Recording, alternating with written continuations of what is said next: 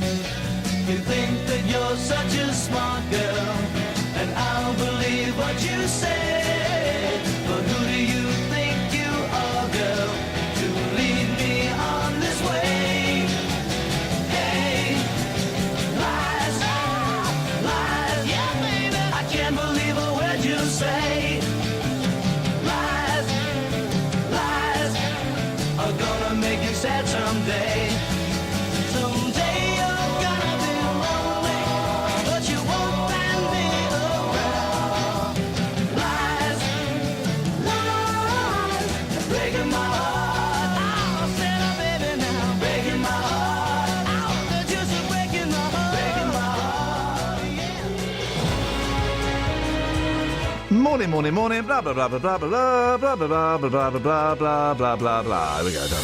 Across beds, hearts and bucks. This is BBC Three Counties Radio. I'll tell you why, because I want to do a show one day. I can't be bothered. I want to do a show. I won't do a show where I play songs that are just ripping off the Beatles. That was the Knickerbockers, one-hit wonders.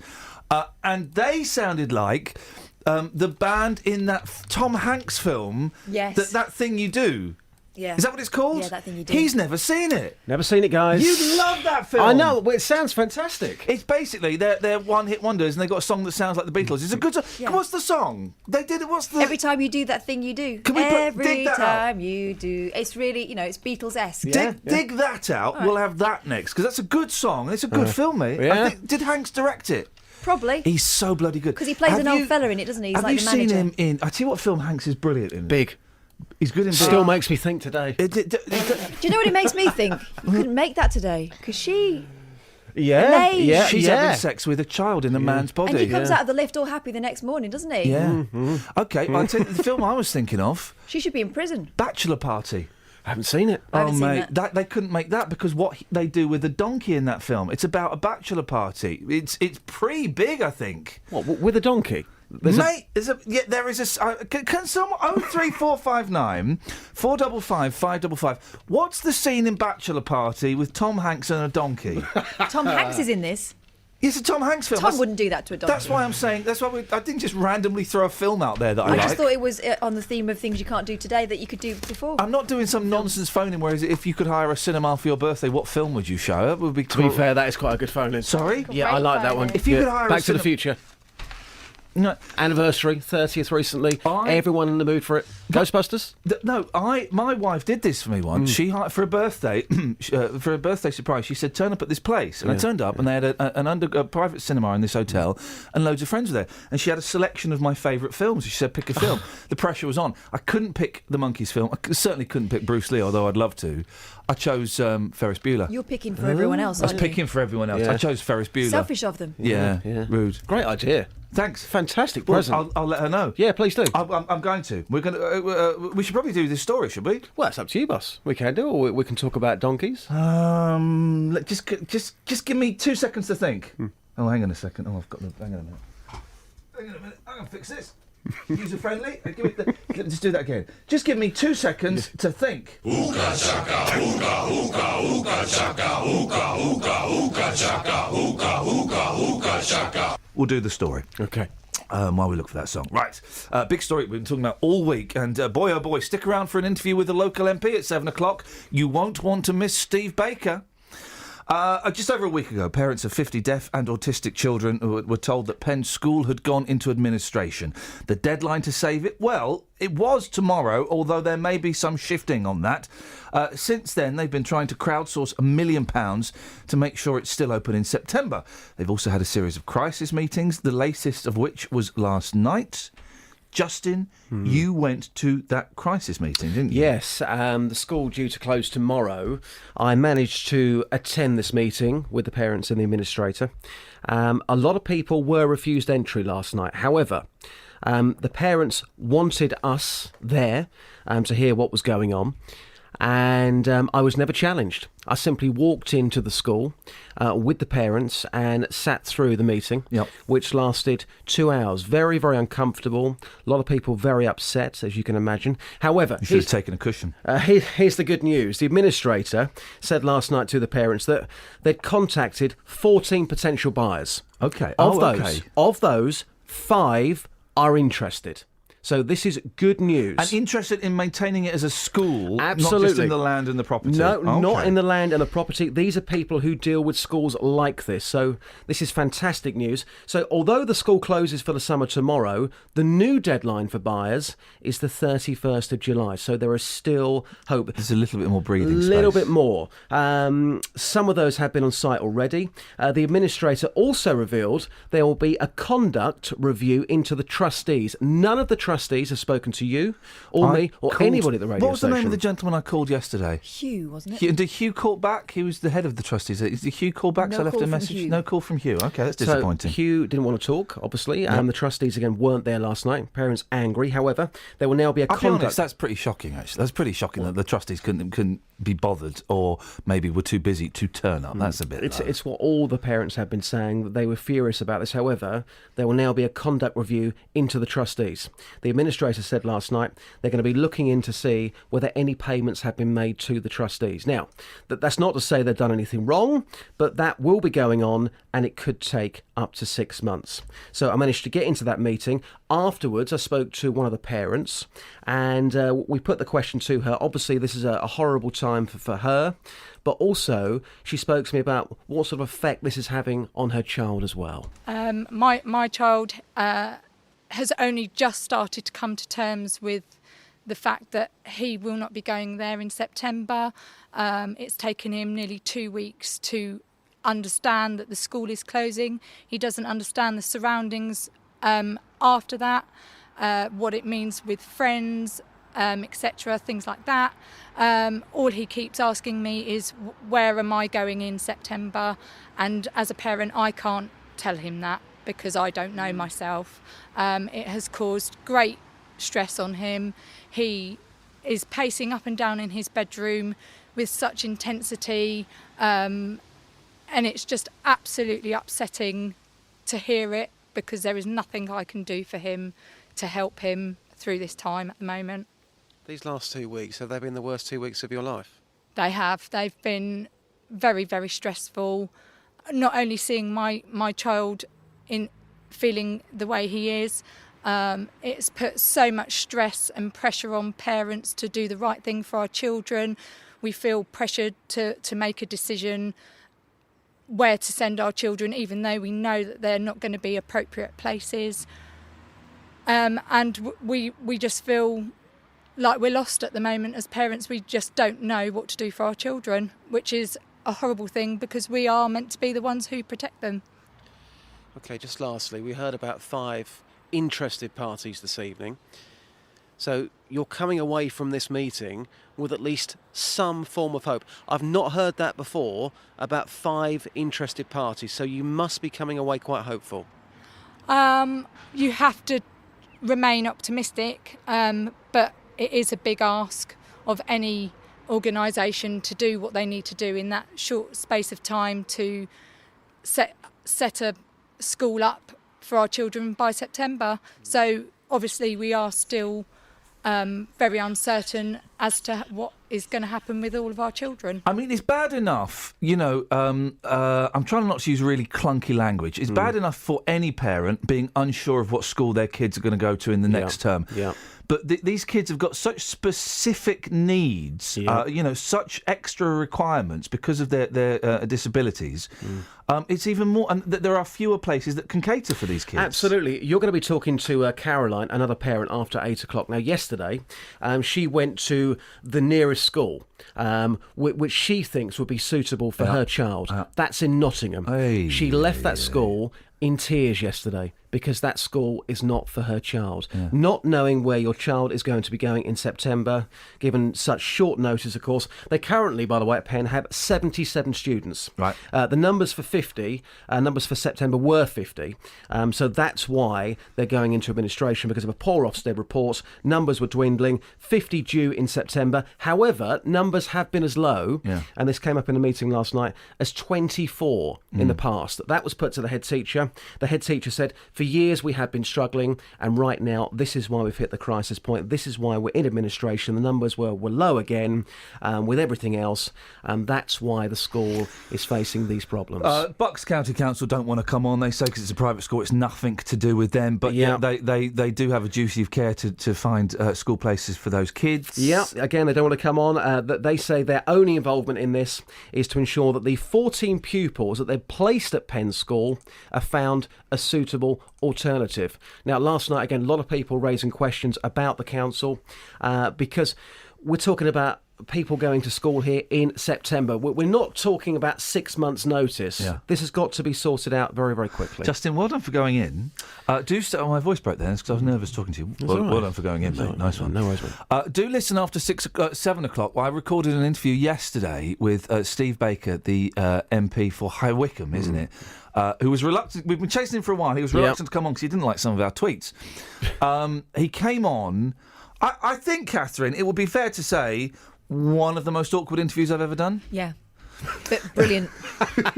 One of the most awkward interviews He's ever. a local MP. The school is going to be closing tomorrow, and he's on your show today. Yeah. It's well worth listening. Justin, thank you for that, mate. Excellent stuff. Travel news for beds, cards and bugs. BBC Three Counties Radio. Starting to build up on the North Circular going west between the M1 at the Staples Cornwall flyover and Brentfield Road, the turn for IKEA and Wembley.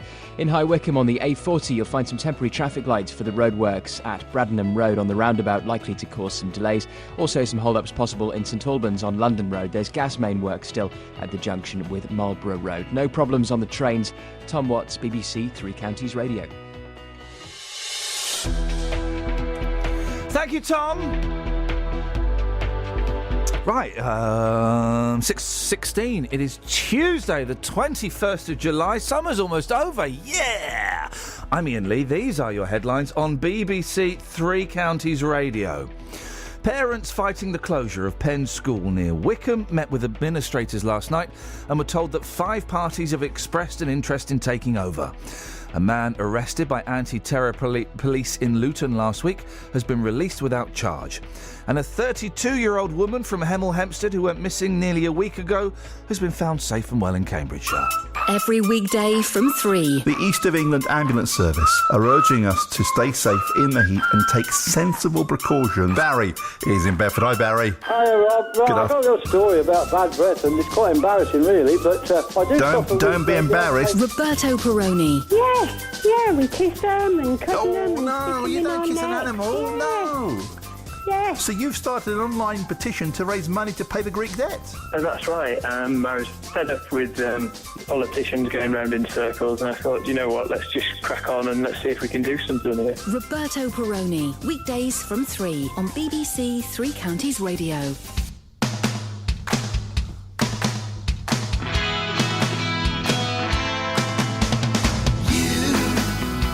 Doing that thing you do, breaking my heart into a million pieces, like you always do. And you don't mean to be cruel. You never even knew about the heartache I've been going through. Well, I try to forget you, girl, but it's just so hard to do. Every time you do that thing you do, I know all the games you play, and I'm gonna find a way to let you know that you'll be mine someday. 'Cause we could be happy, can't you see?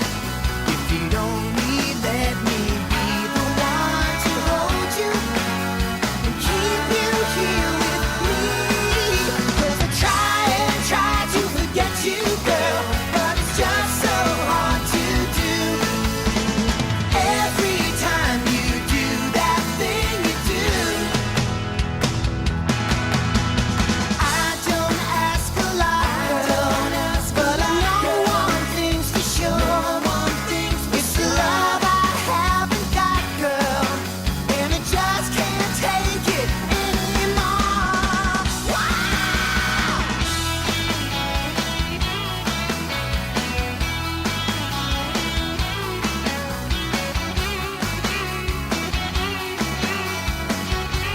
Shut up.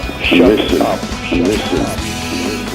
Could be happy, can't you see? If you'd only let me be the one to hold you and keep you here with me. 'Cause it hurts me so just to see you go around with someone new. And if I know you're doing that thing every day, just doing that thing, I can't take you doing that thing you do. Shut up. Listen up. Listen up. Listen up. Call you a bad like くじけそうなシチュエーション Sometimes I feel めかけてしまうのさきっと出会ったことはクリボリューション退屈な日をそう変えたのさ彼女はテンテーションゲロ抱きしめたいのさ In my arms いつでもテンテーションゲロ手の届かないビーナス Oh no Oh no Oh no とても空間全部本にはわからないさ道化師のようなこんな気持ちは僕は他の前にひざまずくそうじゃまるで出口がつかめないのさ彼女はテンテーションガール手に入れたいのさ In my heart いつでもテンテーションガール思い通りにいかない Oh no Oh no Oh no もしも君が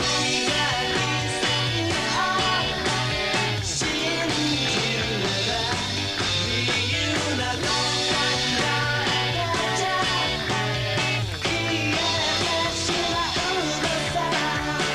恋はばらくじけそうなシチュエーション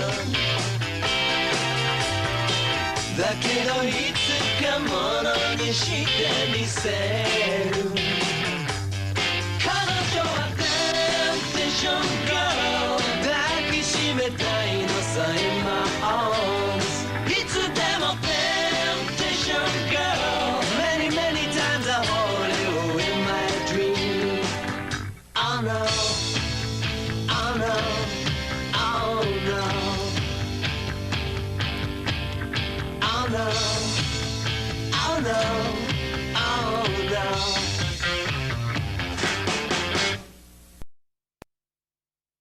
Hang on, I'm being smooth. Yes. This is Iain Lee On BBC Three Counties Radio. Ladies and gentlemen, we have a theme for the show this morning, bands that ripped off the Beatles and did it shamelessly. So far, we've had The Wonders. That film is good. I mean, it's rubbish, but it's good rubbish. Yeah. I might have a bit of that if I can find a way to download it. For illegally? Yes. Did you say illegally? No. You say illegally? I said if I can find a legal way to do it. If I can find a legal way to do it.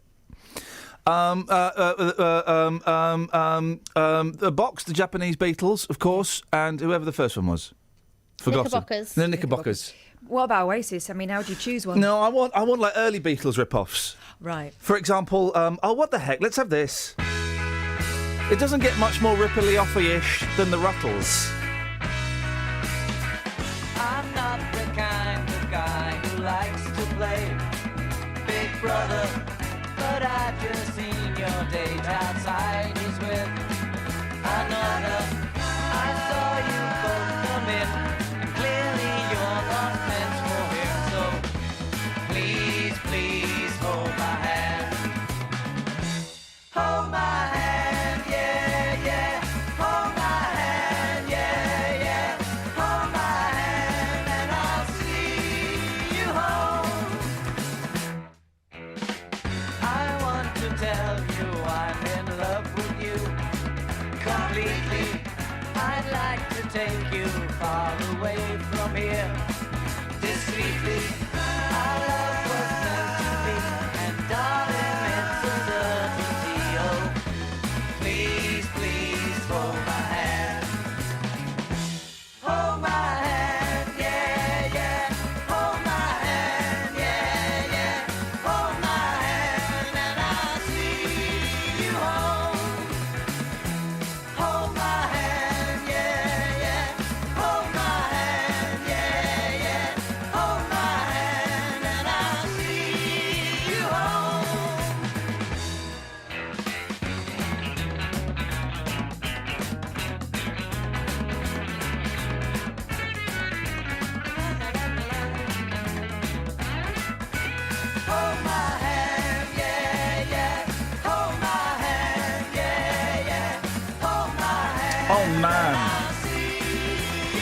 could just sit here and play the whole Ruttles album.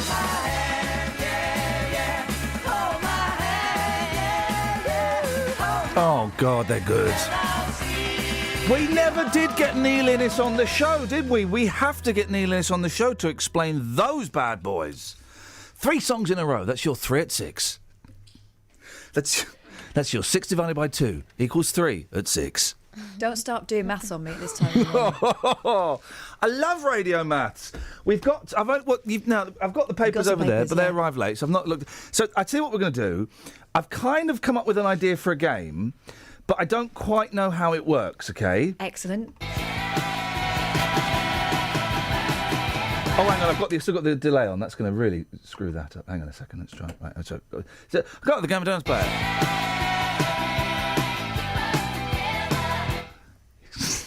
What's it called? I was playing it in my head, but it doesn't really work. It's called The Weak Link of the Chain. Well, because for copyright reasons you can't call it the weakest link. No, it's okay. So, basically, what you do is you name the weak link. You name you name the weakest person in a band. The weak link in the chain. The song is kind What are you of looking at me for when you're saying this? well. For example, Fleetwood Mac. The weak link in the chain is Stevie Nicks. Yes, come on. Controversial. The weak link in Fleetwood Mac is Stevie Nicks. No. Her songs compared to the others are rubbish, and you can't say Fleetwood or Mac because you can't, because you could just get another drummer. Okay, so then the band's called Mac. Still call it that. Who's going to go and see a band called the Mac? Oh, no, my work. I'd get rid of Mac. So Fleetwood. Well, don't say that because he's not very well. Don't do the curse. Please don't do the curse. I don't think the curse Then works in this studio. It did work. Who did we curse the other day? Who did we kill? I think we killed someone the other day. Okay. So weak link of Fleetwood Mac is hang on a second. The weak link of the chain. Not really. Because they did it without Christine.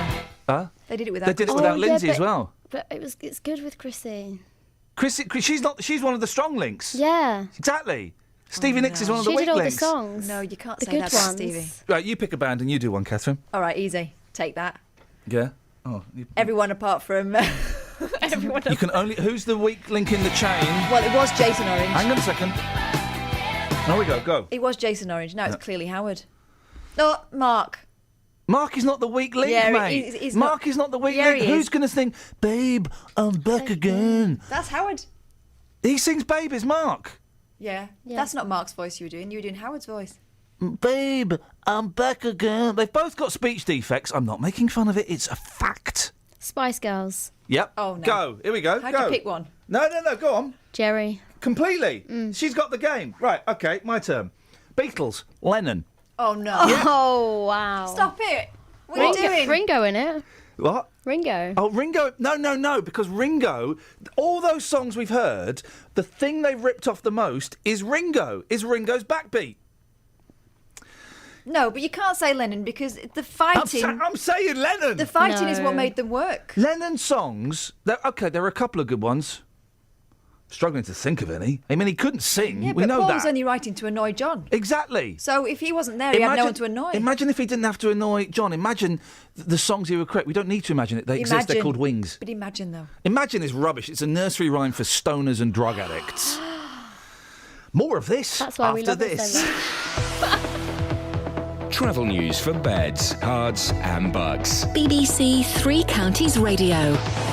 Building up in a few places on the North Circular, it's queuing going west between Staples Corner, the M1, and Brentfield Road, the turn for IKEA, and Wembley. In Finchley, it's queuing going west into Henley's Corner. In Watford, Hagden Lane, you'll find some electricity work there around Vicarage Road, approaching the football stadium. No problems to report on the trains. Tom Watt, BBC Three Counties Radio. Across beds, hearts, and bugs. This is BBC Three Counties Radio.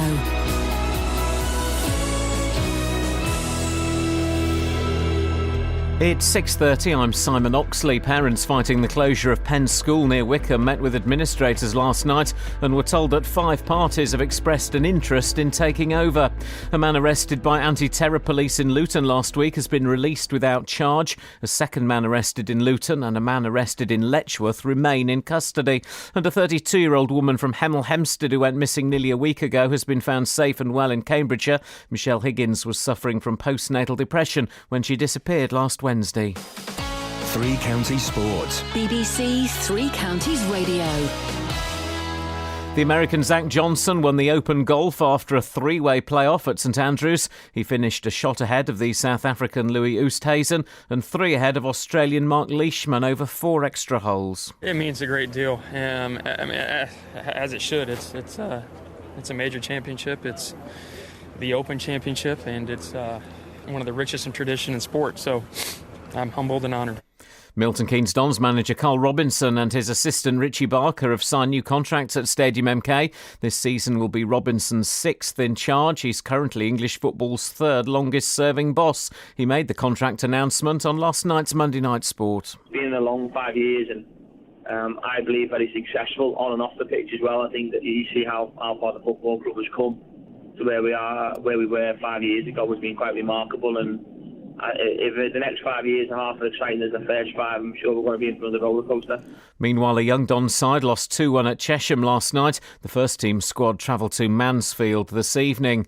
Luton won 5-2 at Gosport last night with new signing Josh McCoy scoring twice. Danny Green, Cameron McGeehan with a penalty and Zane Banton were also on target. The Hatters included trialist goalkeeper Denez Mehmet and striker Craig McHale-Smith. Meanwhile, striker Lee Angle has joined Peterborough for an undisclosed fee. The 20-year-old never played for Luton but scored 25 goals on loan at Boreham Wood last season and turned down a new contract at Kenilworth Road.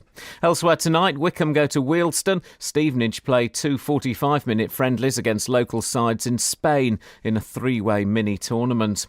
England's women cricketers begin their defence of the Ashes today with a one-day international against Australia in Taunton, and Chris Froome maintained his lead of over 3 minutes after yesterday's 16th stage of the Tour de France. BBC Three Counties News and Sport. The next full bulletin is at 7. This is Iain Lee on BBC Three Counties Radio. OK, so we're currently we're doing several things here. We're playing songs that ripped off the Beatles, and loads of people have suggested a song that I've never heard of, so we'll play it. I've checked the lyrics.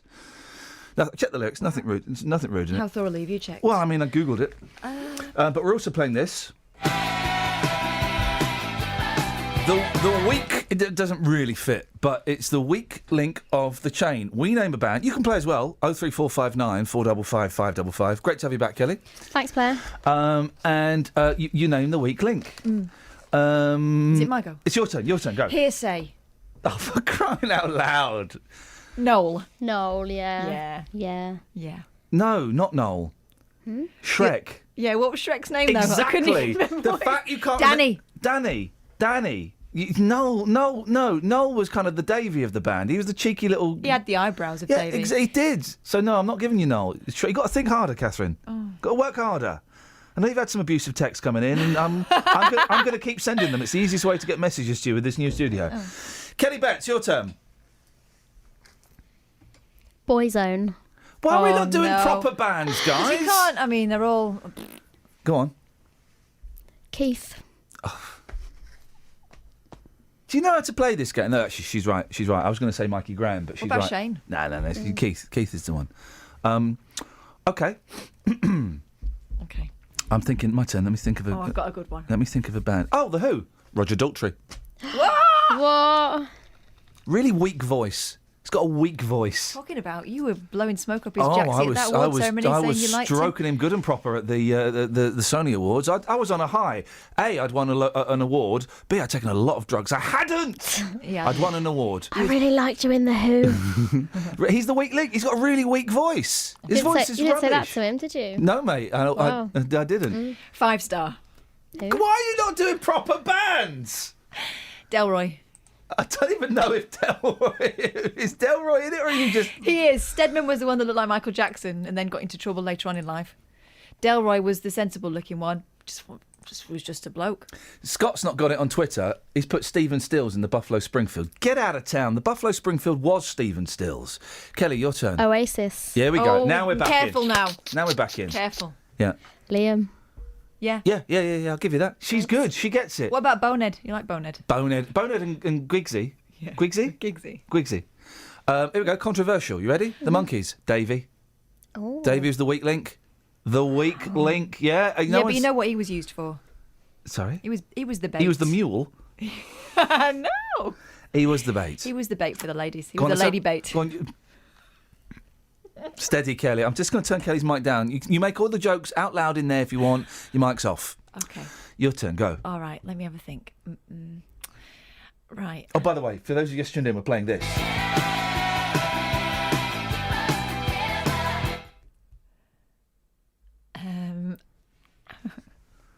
Oh, it's so...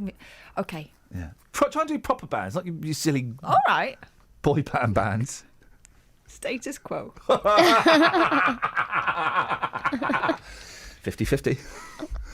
She's playing 50-50. You have to say I'm playing 50-50 if it's a band with only 2 members in, okay? She's playing 50-50.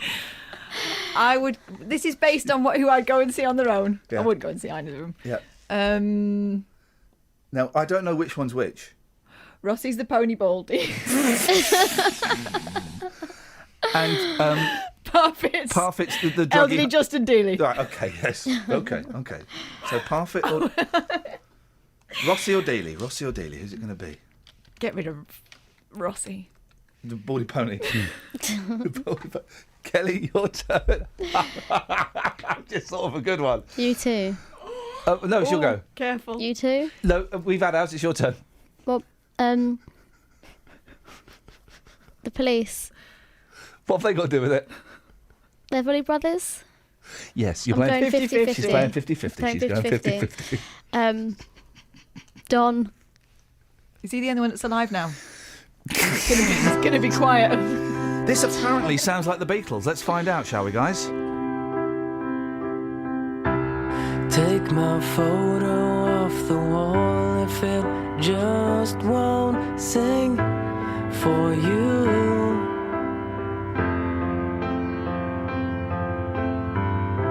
'Cause all that's left is gone away, and there's nothing there for you to prove. Oh, look what you've done. You've made a fool of everyone. Oh, well, it seemed like such fun till you lose what you had won.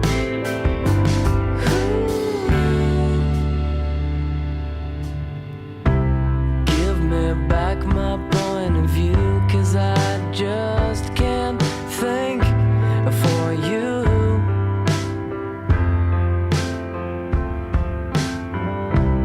I can hardly hear you say, what should I do? Well, you choose. Oh, look what you've done. You've made a fool of everyone. Oh, well, it seems like such fun until you lose what you had won. Oh, look what you've done. You've made a fool of everyone. A fool of everyone. A fool of everyone. Take my photo off the wall if it just won't sing for you.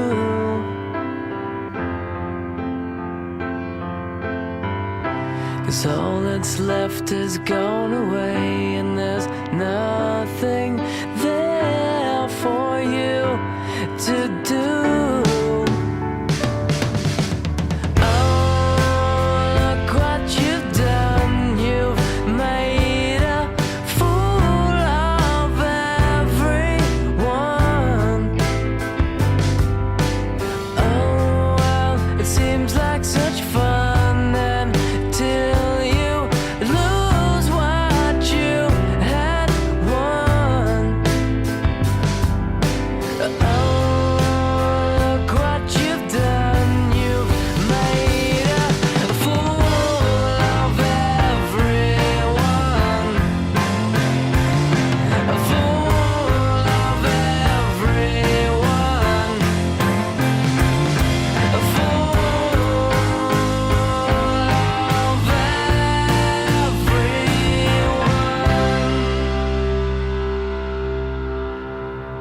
What? No, I like that. That's Jet. I thought Jet were hard Australian rockers. Well, you would like that. They've nicked bits of every other song, haven't they? No, The Beatles. not a problem with that. There's not a law against nicking stuff, is there? Yeah.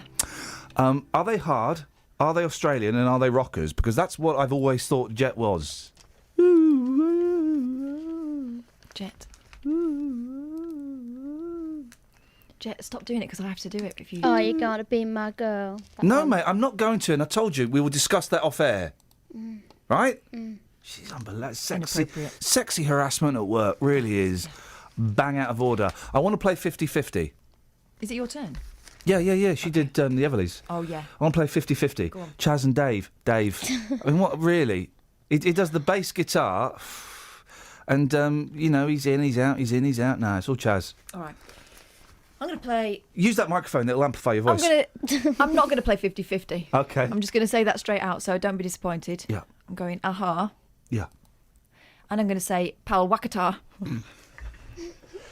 You're going to say what? He's the ugly one. You're going to... Hang on, let's just... I'm going to rewind the tape. This is what Catherine said. Ooga chaka, ooga, ooga, ooga chaka, ooga, ooga, ooga chaka, ooga, ooga, ooga chaka. Yeah, that was an interesting...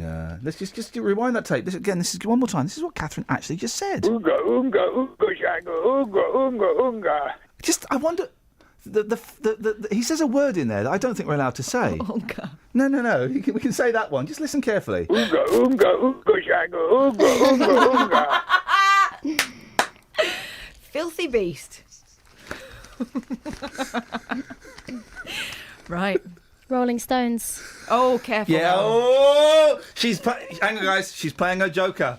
You have to say I'm playing my Joker. I'm playing my Joker. And that means that you're playing a really big band. Keith Richards. Whoa, yes! She said it. She went there. I went there. Kelly Betts has won the game. Thanks. She's won the game. That's brilliant. That is brilliant, mate. Oh, I'm so stupid. Why did I play Pal Wakata? Ooga, ooga, ooga chaka, ooga, ooga, ooga. We should probably do something from the papers, but do you Yeah. know what? I can't be bothered, really. So, is travel there? Yeah. Should we just do that? Yeah, go on for then. goodness sakes, why not? Travel news for beds, cards, and bugs. BBC Three Counties Radio. On the anti-clockwise M25, heavy now between junction 21 for the M1 and 19 for Watford, and between 17 for Maple Cross and junction 16 for the M40. On the North Circular, some delays going east between Bounds Green Road and Arnos Grove, and heading west from the Clockhouse interchange around to New Southgate. No problems on the train so far this morning. Tom Watts, BBC Three Counties Radio.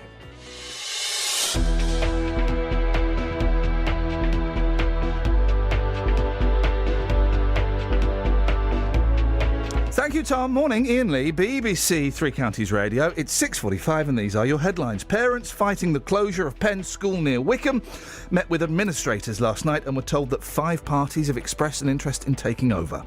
A man arrested by anti-terror police in Luton last week has been released without charge. And a 32-year-old woman from Hemel Hempstead who went missing nearly a week ago has been found safe and well in Cambridge. Let's get the weather. Here's Georgina. Beds, Hearts and Bucks weather. BBC Three Counties Radio. Good morning. It's a clear start to the day. A little bit more cloud bubbling up as we head into the afternoon. Still sunny spells though, and it does look like it should stay dry. There are some showers to the west of us that may trickle in, but I think for many of us it will be a dry day with highs of 23 or 24 degrees Celsius in the right spot. And tonight, staying dry with clear spells and lows of 13 degrees, so quite comfortable. Tomorrow, cloudier though, with some showers. Some of those are going to be a little on the heavy side. For some, it will stay dry, obviously being the nature of showers, but it's still going to be a much grayer day tomorrow. Those showers should start to shift off though mid to late afternoon, and we'll have temperatures reaching about 22 degrees Celsius. Thursday's looking a bit more quiet, maybe 1 or 2 showers. There's a bit of uncertainty for Friday, but there is a risk of cloud and rain, probably mainly later in the day. Should clear though Saturday morning, leaving us with a bit more of a decent day, maybe 1 or 2 showers remaining and a bit of a brisk wind as well, but certainly much better than Friday. And that's your latest forecast.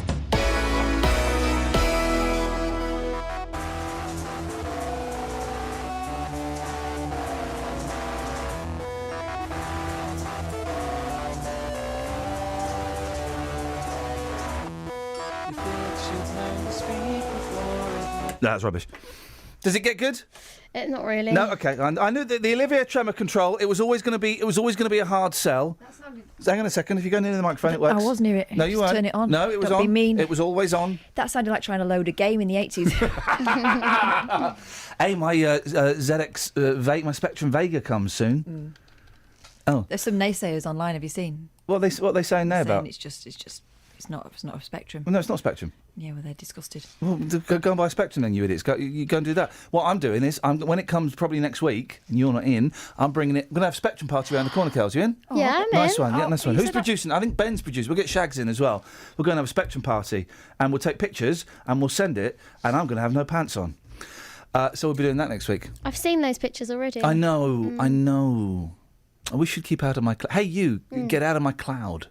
Oh. Don't hang around, because two's a crowd in my cloud.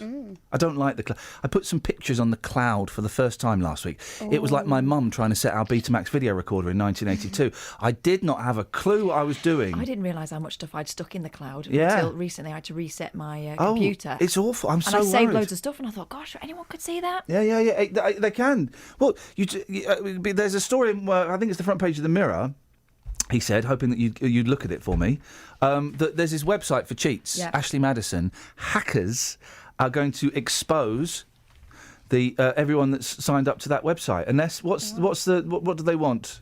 They close it down. It's a moral thing. Oh. They reckon it's an inside job. I've got a great weakest link of the chain. Hang on a second, mate. We're still playing this. I thought we'd you all can't, you folded. can't, you can't just... I've got a great one, though. You can't just go into it. You've got, there we go. Go for it, boss. Diana Ross and the Supremes. Oh, mate. Careful. Weakest link. Yeah. Diana Ross. Yeah, I'm going to give you that. I'd like to go 50-50. Oh. Bold move. What have you got? Simon and Garfunkel. Paul Simon! Whoa. He's not got the voice, he's not even got the hair. Well, Art Garfunkel Yeah, hasn't but got the hair then anymore. Art Garfunkel wouldn't have any songs. Excuse me? Bright eyes Just the one. burning like fire. Just the one for an hour and a half with an encore. Bright eyes, how do you feel the pain? You're talking rot. How does the love that burns so brightly... I shouldn't be singing that, not when Benji died Genesis. last week. Yeah, go. Collins, isn't it? No, it's Yeah. not. No, it's Yeah, not. yeah, No, yeah, it's not. yeah, No, yeah, it's not. yeah. It's not. Yeah. It's Gabrielle. Oh, I wasn't even including him. Well, you've got to. He's I've seen the most Genesis. recent lineup. Is Gabrielle is the weak link. Okay. Okay. Well, here's an obvious one. You should have started with this. Crosby, Stills, and Nash. Nash. The worst words you can hear in a concert are "Here's a new one from Nash," and I've heard that phrase too many times to want to exist. Okay. You guys missed me out. Go on, your turn then. It's like school. Have a turn. Kelly, could you stand up when you're talking to me? I am standing up. Standing up. Go on then, mate. You too. What about us? We've been there. You didn't let me. We've done our go. say. You just said it's your turn. Well, go on Bono. then. Bono. Hey, here's a band that ripped off the Beatles.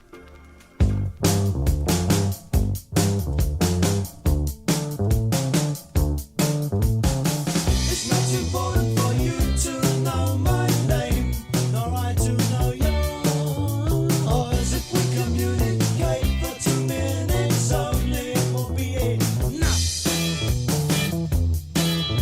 For knowing that someone in this world feels as desperate as me, and what you give is what you get.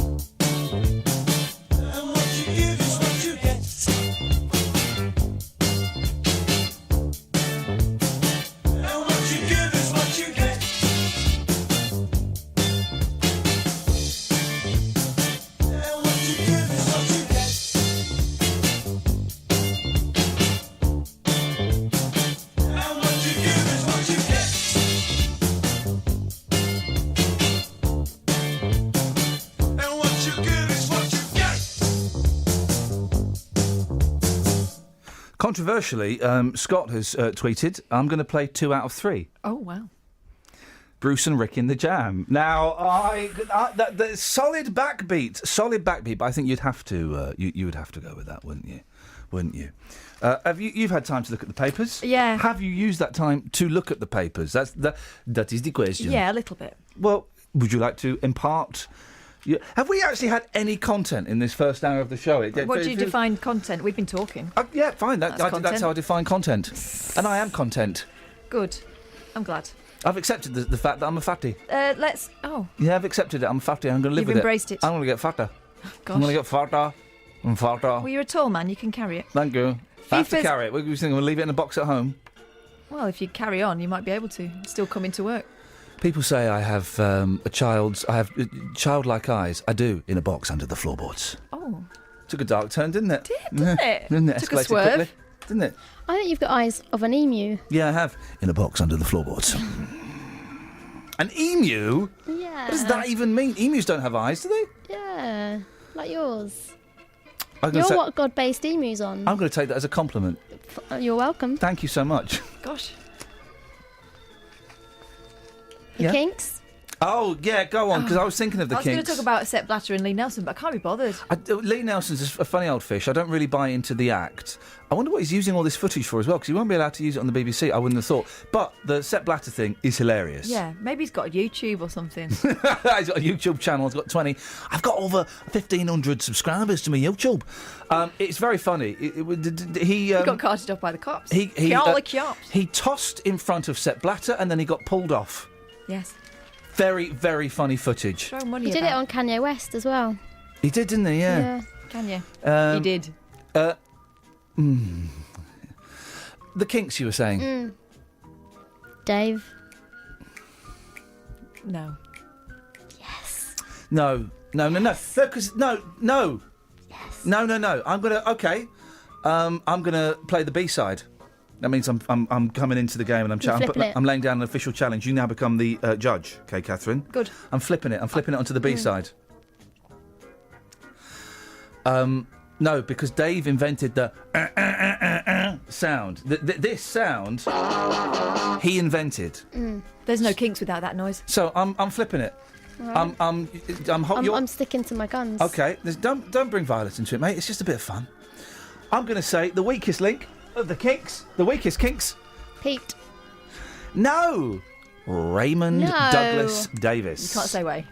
Raymond Douglas Davis, the weak link of the Kinks, because he wrote a few good songs to them, but he didn't half drag them down with all his turgid, all his mental torment and and he also wrote a lot of old rubbish for them. Have you listened to the soap opera album all the way through? No, even the Kinks haven't. I saw him once. That's great news. I saw him come out of Snappy Snaps once. Staying with superfluous Hang on, you've got to choose who's right. You. Thank you. Ugh, she was pointing at me. I was looking at you, but I was thinking her all the time. All the time. She's actually going out on the radio. Superfluous siblings. Here we go. Here's another one. And it's 2 out of 2. 2 out of 4. Yeah.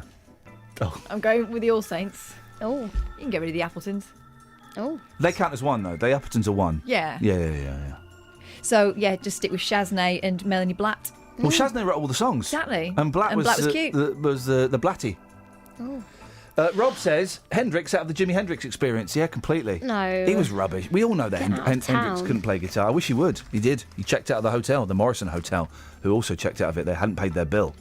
You can check it any time. Not Jim Morrison. But you cannot leave. Well, they left. Well, they didn't leave. They checked out, hadn't paid the bill, and they'd left.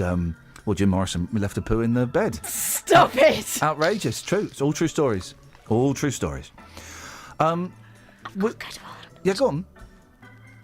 Going 50-50. Okay. Is that what we said the phrase was? The Carpenters. No. Do it. She's got to do it. No. She's opened the door now. You can't close it until you've walked through. Richard, innit? No. No. I mean, come on. Saturday, Ever-loving Saturday. No. It's Kaznay Carpenter. No, you can't divide those two. That's untouchable. That's safe. That's your banker. Do you know what? I think Kelly. I think Catherine's right. I think we have to introduce a new rule: safe band. You've tried to attack the safe band. You're out of the game. I've got another safe band. You're out of the game. Why? Because you attacked a safe band. You're making up rules as you go along. I made the title up in the car as a rubbish Stevie Nicks song came up. I thought, there's a game in this. You know he makes the rules up as he goes along. That's the rule.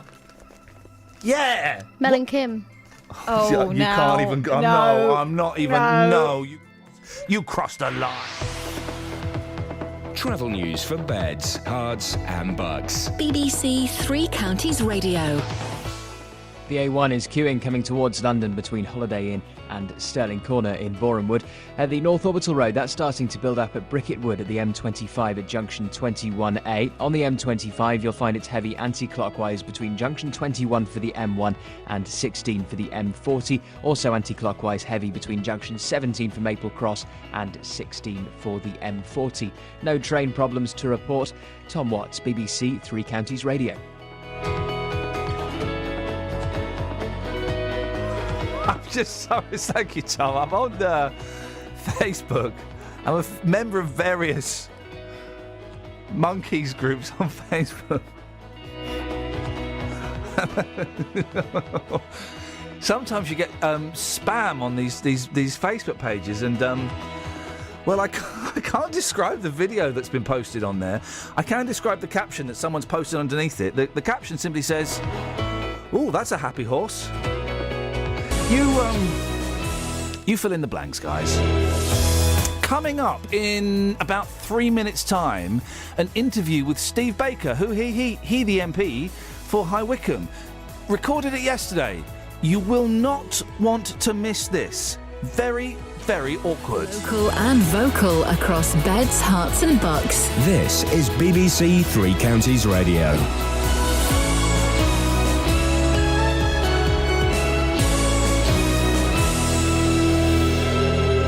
It's 7 o'clock. I'm Simon Oxley. The headlines: parents meet administrators at Buckinghamshire School. Man arrested by anti-terror police in Luton is released without charge. And missing Hemel Hempstead woman found safe and well. BBC Three Counties Radio. Parents fighting the closure of a special school in Buckinghamshire tomorrow met with administrators last night in an 11th hour bid to save it. They were told that 5 parties have expressed an interest in taking over Penn School near High Wycombe. Speaking earlier, the MP for High Wycombe, Steve Baker, said there was an outside chance it could be saved, but chances were slim. It is still the case that a white knight rescue is possible, and there are still conversations going on. But the last thing I want to do is to give people a false hope. It's at this stage extremely unlikely that the school will be rescued as a school. A man arrested by anti-terror police in Luton last week has been released without charge. The man in his 30s was arrested at a residential address in the town last Tuesday. A man in his 20s held at another residential address in Luton, and a man in his 20s arrested at a business address in Letchworth remain in custody. A 32-year-old woman from Hemel Hempstead who went missing nearly a week ago has been found safe and well in Cambridgeshire. Michelle Higgins was suffering from postnatal depression when she disappeared last Wednesday. Hertfordshire police say she was found yesterday afternoon. Nearly 50 Labour MPs have defied the party's acting leader, Harriet Harman, and voted against the government's welfare bill. The legislation, which includes lowering the cap on total household benefits and restrictions on child tax credits, cleared its first parliamentary hurdle hurdle with a majority of 184. From Westminster, Eleanor Garnier. The left-wing leadership contender Jeremy Corbyn led the move among Labour MPs to ignore the calls from the party's interim leader Harriet Harman to abstain in the vote. 18 of Labour's 53 new MPs rebelled, joined by familiar names such as Diane Abbott and Helen Goodman, who called the measures regressive and obnoxious. But to the relief of those in senior Labour circles, no shadow ministers joined the revolt. Inspectors have told the police force at the centre of the Rotherham child exploitation scandal that it still needs to make major improvements to some of its child protection procedures. The report looked at 28 recent cases investigated by South Yorkshire Police, with 7 assessed as inadequate. A cat has died after being shot with a pellet gun in Milton Keynes. It's thought the cat was shot near Downhead Park on the 9th of July. Police have issued an appeal for information after a vet found the pellet when the owners took the animal for an examination. Firefighters have been at the scene of a blaze in a field near Hitchin overnight. Crews were first called to Purton Road in Holwell just before 3 p.m. yesterday, with around 40 tonnes of hay alight. In sport, the American Zach Johnson won the Open Golf in a 3-way playoff at St Andrews, and Milton Keynes Dons manager Carl Robinson and his assistant Richie Barker have signed new contracts at Stadium MK. The weather dry and sunny, a maximum temperature 23 degrees Celsius. And you can get the latest news and sport online at bbc.co.uk/3 counties. Thank you, Simon. Morning, Iain Lee, BBC Three Counties Radio.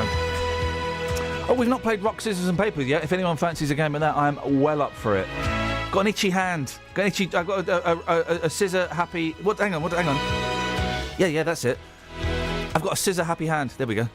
Don't give away your best move. Thank you very much indeed. If you want to play rock, scissors, paper, 03459 555.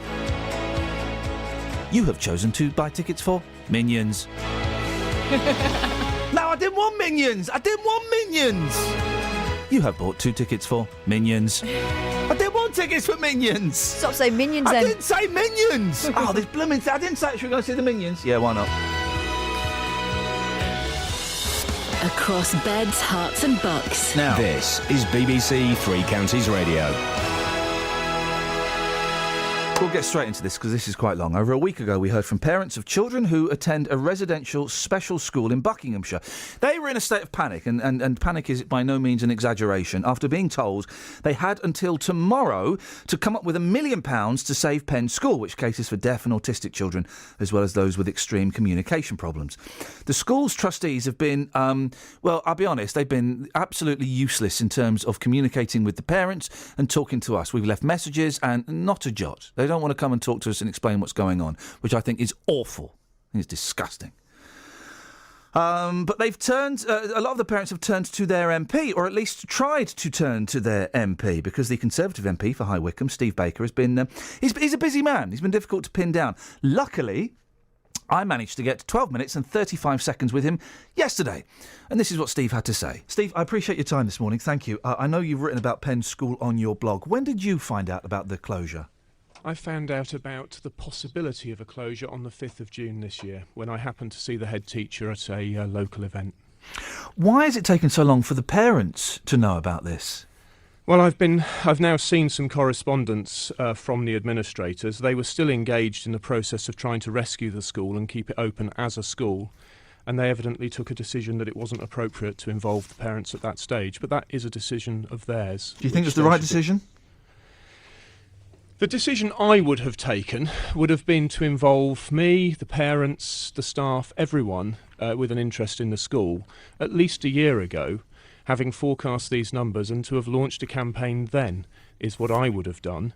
But it's not my place to second judge the professional administrators and the trustees who are responsible now for trying to save it. So did the school, did the school know last year that it was in very serious financial trouble? That really is a question for them. But the issue for me is... You just hinted that they did.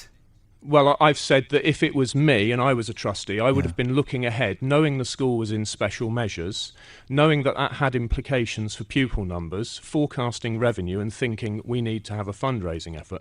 But it's worth bearing in mind that this is an independent school, so there's 2 things. One, it can't receive state aid. And two, most independent schools continuously engage in fundraising. And for me, it should have been a process all the time to be raising funds. And if the school had a particular difficulty, like being in special measures, which it did, then that would be a reason to increase the fundraising effort. You would think so, wouldn't you? Yeah, you're right. It is quite normal for schools like this to have different kinds of fundraising events, and it seems odd that they chose not to. You found out on the 5th of June. I think that the parents found out a couple of weeks ago. Did you not feel you had a responsibility to alert the parents? Well, my responsibility is to pursue the public interest, but it's not my responsibility to breach private information, which I've been given. And I receive private information all the time, and people would not expect me to breach confidences. But there are legal processes when a company, when it is a company limited by guarantee, goes into administration, and I am wary that I have a duty under the law not to breach private information in many kinds of circumstances. So how did you find out? The head teacher and I happened to see one another at the Penn and Tyler's Green Residents Association AGM, and she mentioned it to me. That it was going to close? She didn't say it was going to close. She said there was a danger of it, which Right. caused me immediately to get my senior staffer to do the research necessary to find out where we thought things were. And where it quickly became apparent a number of things. Number one, that state aid wasn't possible because it's a maintained school.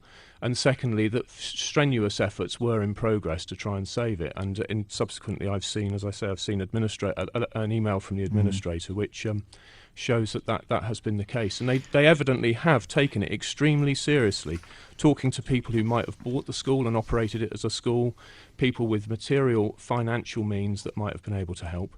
But this is the job of administrators in these circumstances, to seek to continue to operate the business, the school, and it really is a matter for them how they try and rescue it at this point. It's out of special measures now, isn't it? Yet no more new students were taken. The council referrals didn't resume once it came out of special measures. It seems an odd decision. It is still rated as requiring improvement on the report of 6th to the 7th of May. But yeah, I mean, but again, this is a question for them. I haven't got to hand the regulations about exactly what standard a school must meet in order to attract new students, but there we are. The numbers fell to a level that was unviable. It is improving. We know that a significant number of the Ofsted inspectors have been let go. I think it was 40%, wasn't it, a few weeks ago, because they weren't up to the job. These parents are in a terrible situation, aren't they? What help can you offer them as the MP for this area that the school is in? The parents are in a devastating position. I've got enough second-hand experience of children with autism to know that it really is devastating, and they will be extremely worried and concerned. What I need to do is make sure that the county council, at this point, that the county council does its job of placing children in alternative provision, and I appreciate that is a difficult thing to do. However, I have seen some details about how that's progressing, and it's clear to me that rapid progress is being made. And that some children or students have already been placed, and I need to help make sure that goes ahead. But once the dust has settled, it's clear that we need to look into several aspects of what's gone on, in particular when people knew what, and how things might have been handled differently, so that a situation like this is far less likely to happen in future.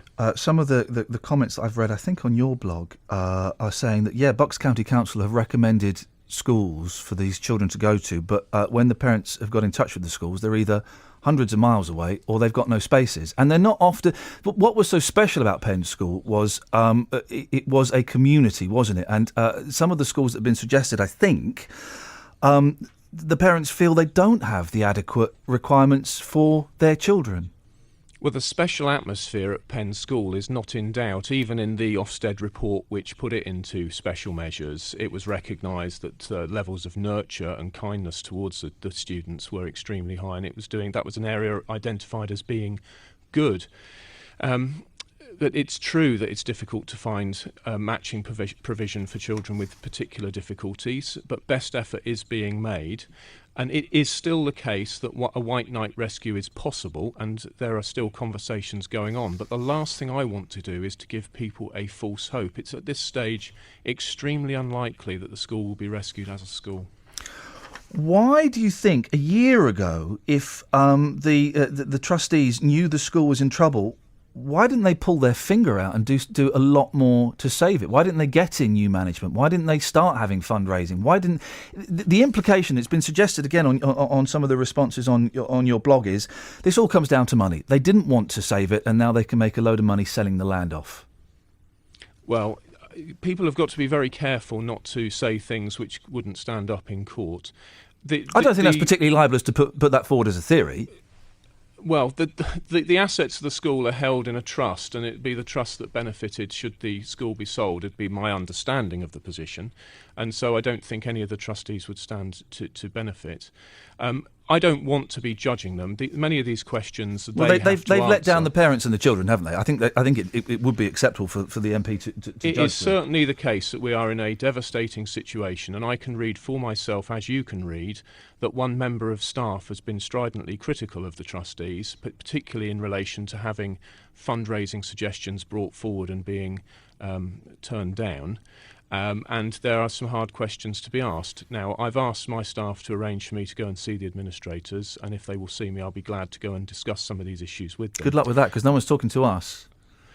Well, this is a time when people are extremely upset, and it does take, it's my responsibility to come and talk about the issue. I'm glad to do so. But It's going to close on Wednesday. Have you not left it a little bit late to try and make contact with the administrators and to have a chat with them? The reality is Parliament rises tomorrow, after which I'm far less constrained in my time. But with a government majority of 12, I'm simply required in London Monday to Thursday.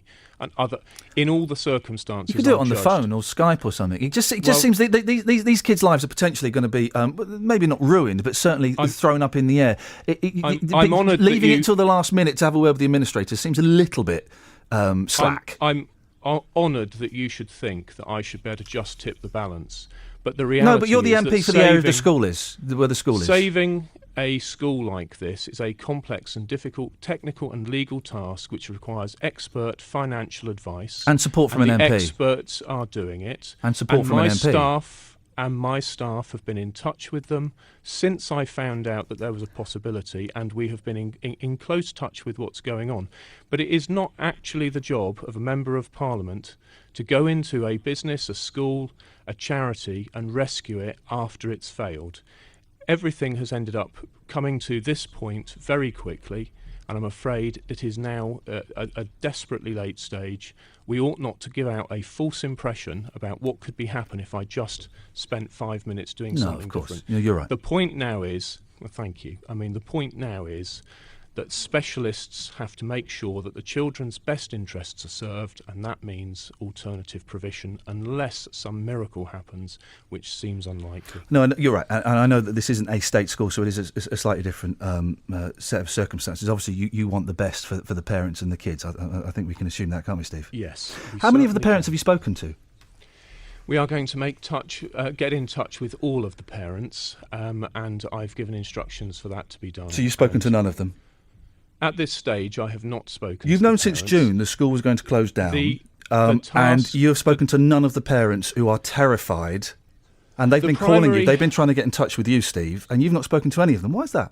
Well, any of my constituents are very welcome to speak to me, and my constituents have not tried to get in touch with me. We know that a lot of the parents have tried to get in touch with you, and you've not spoken to any of them. There are parents who live in other constituencies, and their kids go to school in your constituency, and you've not spoken to them. I've spoken with their MPs. I've spoken with their MPs. But why have you not spoken to the parents? Why have you not spoken to the parents of the kids, Steve? It really sounds, with the greatest of respect, you're saying you're busy, and I know you're busy. You're an MP, but you knew about this about a month before the parents did. I don't know if you're friends with the headmistress or whatever, but you mentioned that she told you. Well, that's not a very... That is an insinuation that I don't appreciate. What was the insinuation, Steve? The insinuation was that you... It's not a question of being friends. It's about having a position in the community. You were at a function, Steve. You were at a function, Steve, and the headmistress told you a month before the parents knew that the school was going to close. You didn't feel you had a responsibility to let the parents know. You've not spoken to the parents. I find that incredible. It's closing tomorrow. They're in a desperate state. I have spoken to the parents, and they're terrified. I appreciate that the parents are terrified. As I've said to you, the head said to me there was a possibility, at which point we started doing the research necessary to establish what the facts were. But as I've also said to you earlier in the interview, it's not the job of a member of Parliament to sidestep proper processes. And it's extremely important. It's to look after the people in your constituency, Steve, whether you're busy or not, and you know that. Come on. Of course it's my job to look after the people. Well, you're too busy to go and talk to the parents. You're too busy to talk to the administrators. You're too busy to do this, too busy to do that. What are you doing? I'm very happy to answer your questions, but I would like you to give me an opportunity to answer them. What are you doing? What I have done is take the proper steps to ensure that the people who have responsibility for this school, for seeking to rescue the school, for seeking to place the children in alternative provision, are all doing their job. And insofar as I am able to ensure that that is the case, I can tell you that they do all seem to be working extremely hard, very quickly, to pursue the best interests of those children. And that is my job, making sure that they're doing theirs, they are doing their job.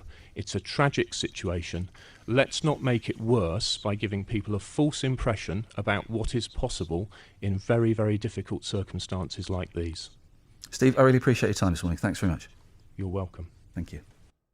And I was welcome.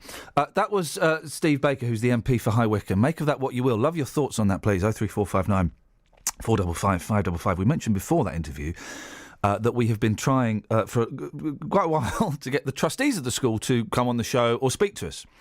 I've just been forwarded, while that interview was playing, an email was sent at 11 minutes past 9 from, I think, one of the trustees, and it was forwarded to us while that interview was taking place. I'll read it in a minute. Before that, though, let's do some business. OK, business done. Let's do some news. Oh gosh, look at the time. It's 7:18. It's BBC Three Counties Radio. I'm Iain Lee. These are your headlines. Parents fighting the closure of Penn School near Wycombe met with administrators last night and were told that 5 parties have expressed an interest in taking over. A man arrested by anti-terror police in Luton last week has been released without charge, and a 32-year-old woman from Hemel Hempstead, who went missing nearly a week ago, has been found safe and well in Cambridgeshire. Get more from BBC Three Counties Radio online by liking our Facebook page. Take part in our conversations, including what we talk about every afternoon. Well, it's kind of how most taxes work. So most taxes work that, on the first bit you pay no tax, on the next bit you pay basic rate tax, on the next bit you pay 40%, then 45%. see pictures and videos you won't get anywhere else. What we're going to do today is take you around for a lap of the Silverstone Grand Prix circuit, all 3.66 miles, which will be used for this year's British Grand Prix. Get more from BBC Three Counties Radio online by liking our Facebook page at facebook.com/BBC3CR. This is Iain Lee on BBC Three Counties Radio.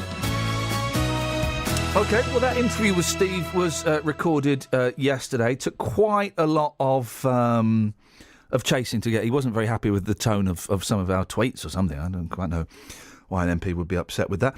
Listening to that is one of the mums who's got a kid at the school. It's Amanda Burgess. Good morning, Amanda. Hi, Ian. You were listening to Steve there. What did you make of that? That was all amazing. Just, I'm sitting here a bit speechless, actually. There's just so many things I want to say on that. I did. You can say, listen, you've got as much time as you want. I just want to apologise because you gave us a question to ask him, and I didn't get time to ask that yesterday. I apologise. But what do you want to say about it? What struck you? Right, well, first of all, the fact that they're all working so hard to find us all alternative provision for our children. We don't actually want alternative provision. He's kind of missed the point. We want to keep Penn as it is and keep our children there. So why do they not put all their energy into saving Penn and not looking at schools that are not appropriate for our children anyway? So that's one comment. Also, absolutely staggered he knew on the 5th of June, and how dare the head teacher just on a social event have that conversation with him, and then that not be shared with parents. That's the thing. That's the thing that struck me, Amanda, is that he knew on the 5th of June. So who knows when the headmistress knew? She knew it was in trouble a year ago at the very least. Yeah. The 5th of June that no one thought to tell the parents. That's the thing that really struck me. Oh, it's just unbelievable. I just can't believe.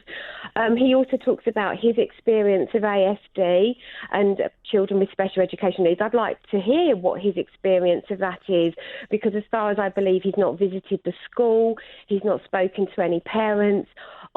He talked about the fact we could contact him through our own MPs. I'm in Hertfordshire, so I contacted Mark Prisk numerous times. He's been very supportive to me through the special measures thing.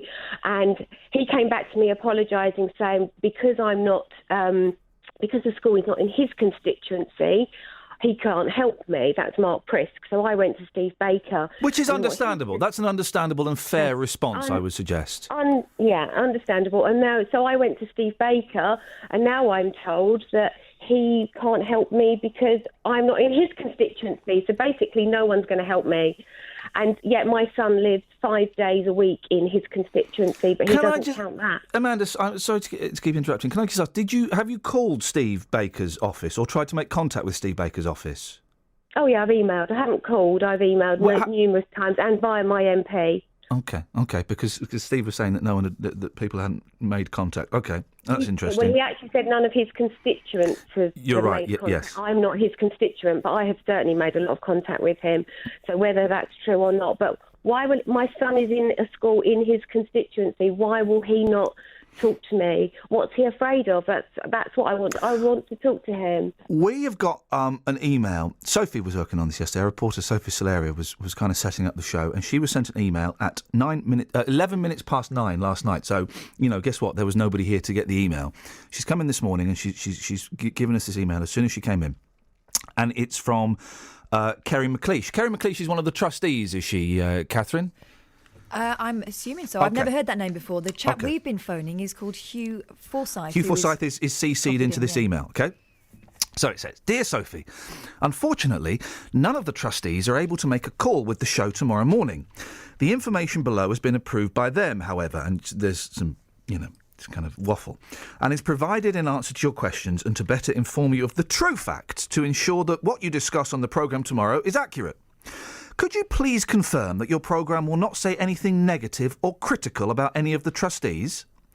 We've already had to engage lawyers about previous BBC coverage, and if you're intending to say anything negative, the trustees should be given an opportunity to respond. Given the time now, 11 minutes past 9, and you're broadcasting the programme tomorrow at 8, asking us to respond this evening would not be reasonable. Regards, Kerry. A couple of things in Sophie's and ours defence. Sophie would have started work on the show, 10:30, 11 o'clock yesterday morning, and I know that she would have called, this was going to be the lead story, she would have called very quickly to the trustees. I called Hugh Forsyth, 10 o'clock? Yeah. Something like 10 o'clock, Amanda. I called Hugh. And we have been calling them for a week. Yeah. I left a message yesterday asking him to come on, say that we'd really love to get the trustees' side of the stories. It's a little bit one-sided at the moment. The other members of the team have been calling them for over a week. At one point, the trustee said, oh, no, we're not allowed to come on and talk about it. The administrators have told us we can't talk about it. But when we checked with the administrators, Catherine, what did they say? They said that wasn't the case at all. That wasn't the case, that the trustees are allowed to come on and talk about it. So I'll be honest, Kerry, this sounds like a threat. This sounds like a veiled threat. With our lawyers, we've had to engage lawyers about previous BBC coverage. And also sending it at 9 o'clock at night. It feels like they want to make us an offer we can't refuse. And it's this line. Can you please confirm your programme will not say anything negative or critical about any of the trustees? No, I can't. I tell you what is negative and critical is the fact that you can't be bothered after we've been chasing you for over a week to get off your backsides, pick up a telephone and come on the show and tell the parents and tell these kids and tell the listeners why this school has collapsed, why people knew about it as far back as June, why as far back as last year people knew that the school was in serious financial trouble, and that none of the trustees decided to get off their backsides, get new management in, get new staff in, have a rethink or have some huge fundraising efforts. Why none of that was done. So, Kerry, if you consider that negative or critical, then, so sue me, Sorry, Amanda, we're all getting very peed off with this story. Not as much as you lot are, but I know that we've all kind of taken this all rather personally, and it's really doing our head in. Yeah. Oh, sorry. We appreciate all the support that you're giving us. And, I mean, to be honest, we met with the administrators last night. And How did that meeting go? They're being very supportive, and I was interested to hear that Steve Baker says he's going to meet with the administrators, so I will speak to them today. Yeah, that's today he said he's going to meet with them, yeah. we can join in on that meeting with Steve Baker. So he said he wants to meet with administrators. Fantastic. We'll see that happen. Just to clarify, because Justin was at the meeting last night, just to clarify something, how many of the trustees were at the meeting last night? No trustees came last night. But yet Kerry McLeish was quite able to send us slightly aggressive, slightly confrontational. Aggressive is a strong word. A slightly confrontational email last night, but she wasn't able to get off her backside. Neither was Mr. Forsyth to go to this meeting and address parents, but the administrators could. Well, what we decided at the meeting, it is very disappointing that the trustees aren't engaging with us.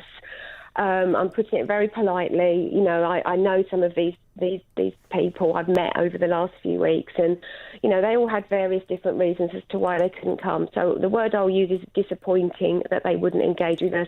We now need to focus on the positives, and we'll come back to the trustees at some point in the future and where that all lays, and the administrators will have a duty to look into past actions, etc. We need to focus on moving forward, getting the school saved, talking to Steve Baker, and we can't waste our time now at this late stage engaging the trustees. Obviously, it's really important they do engage at some point, but we just want to save the school, and that's what we're trying to do desperately. And with your help, you know, it's been amazing. We're not going to let this one go. I know. I've never seen Justin so furious. I mean, Justin is really, to have Justin on your side, Amanda. You're in very safe hands. Brilliant. Steve has said that he's going to instruct his staff to make contact with all of the parents. It'd be interesting to know. I know. It'll be interesting to know. Let us know if he gets in touch. Let's see if he emails me back on the emails that I've sent him. I'll send him another one today. Yeah, do that. If you send him another email and just say you heard him on the show this morning saying he's going to get in touch with all of the parents. Well, here I am. My name's Amanda. When can we talk, please? I had a text message through, and I've been wondering when this would happen. This message would come through, but here it is from Dave in Milton Keynes. It's a private business that's not making a profit. I don't remember you making this much fuss when Comet or Woolworths closed down. It's nothing to do with the government. Why is this different? Well, who's that from? Dave in Milton Keynes. Oh, Dave, do you really need us to tell you why it's different? Or are you just being obtuse for the sake of being obtuse? It's kids. It's not just kids. It's vulnerable kids who need a special, safe environment where they can learn, where they can be integrated, where they can learn. One of the parents was telling us that their kid learnt how to wipe their backside there. Do you know what I mean? It's not a business. It's not just a business. There is a whole lot more to this. And Dave, if that's your attitude, I don't want you listening to my show. Amanda, will you keep in touch with us? Of course I will, anytime. I'm sorry, we're all really angry. It's just show now. You are. You're a regular contributor. Listen, we'll speak to you later on, and let us know. Keep in touch if you hear anything back from Steve or any of the trustees or anything. I will do. Thanks ever so much. Thank you very much indeed. Ta-ta, Amanda. It's a business, right? But it's not. By the way, I don't think I was on the air. Actually, it was a charity. I don't think I was on the air when Woolworths... But I was gutted when Woolworths closed because loads of people were going to lose their jobs. Same with Comet. I was gutted because loads of hard-working people were going to lose their jobs, probably not get paid their last month's salary as well. So, actually, I was gutted, and the government should have stepped in and helped those people. But it's not just a school. People like that get right on my wick. Right, let's have some of this. Travel news for beds, cards and bugs. BBC Three Counties Radio. Heavy on the M25 anti-clockwise between junction 21 for the M1 and 16 for the M40. Also at Bricketwood on the North Orbital Road, joining the M25 at junction 21A. Borehamwood, the A1 coming south, that's queuing between Holiday Inn and Stirling Corner. The A10 southbound also busy between Bullsmore Lane and Southbury Road, the A110. In Watford, Stevenson Way heading out of town, that's busy joining the M1. Also in Watford, Exchange Road looks heavy on the speed centres around Upton Road. No problems on the trains. Tom Watts, BBC Three Counties Radio. Across beds, hearts and bugs. This is BBC Three Counties Radio.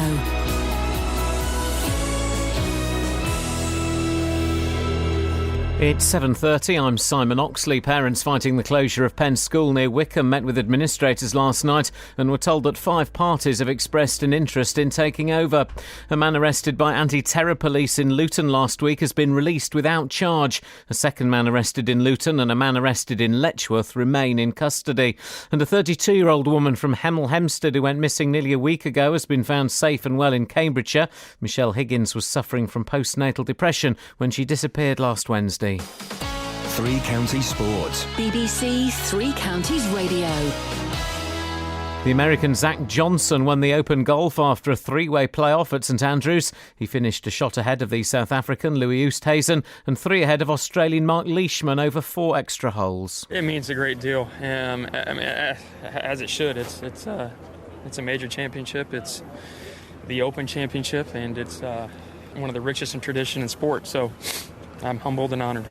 Milton Keynes Dons manager Carl Robinson and his assistant Richie Barker have signed new contracts at Stadium MK.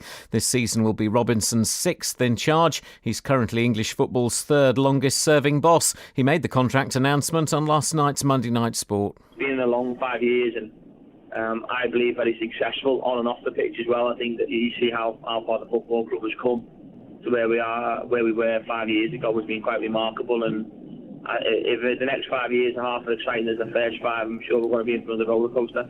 Meanwhile, the Young Dons side lost 2-1 at Chesham last night. The first team squad travelled to Mansfield this evening.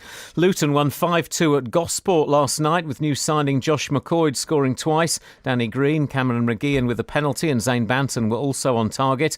The Hatters included trialist goalkeeper Dinez Mehmet and striker Craig McHale-Smith. Meanwhile, striker Lee Angle has joined Peterborough for an undisclosed fee. The 20-year-old never played for Luton but scored 25 goals on loan at Boreham Wood last season and turned down a new contract at Kenilworth Road. Elsewhere tonight, Wickham go to Wealdstone. Stevenage play 2 45-minute friendlies against local sides in Spain in a 3-way mini-tournament. England's women cricketers begin their defence of the Ashes today with the one-day international against Australia in Taunton. And Chris Froome maintained his lead of over 3 minutes after yesterday's 16th stage of the Tour de France. BBC 3 Counties News and Sport. The next full bulletin is at 8. This is Iain Lee on BBC 3 Counties Radio.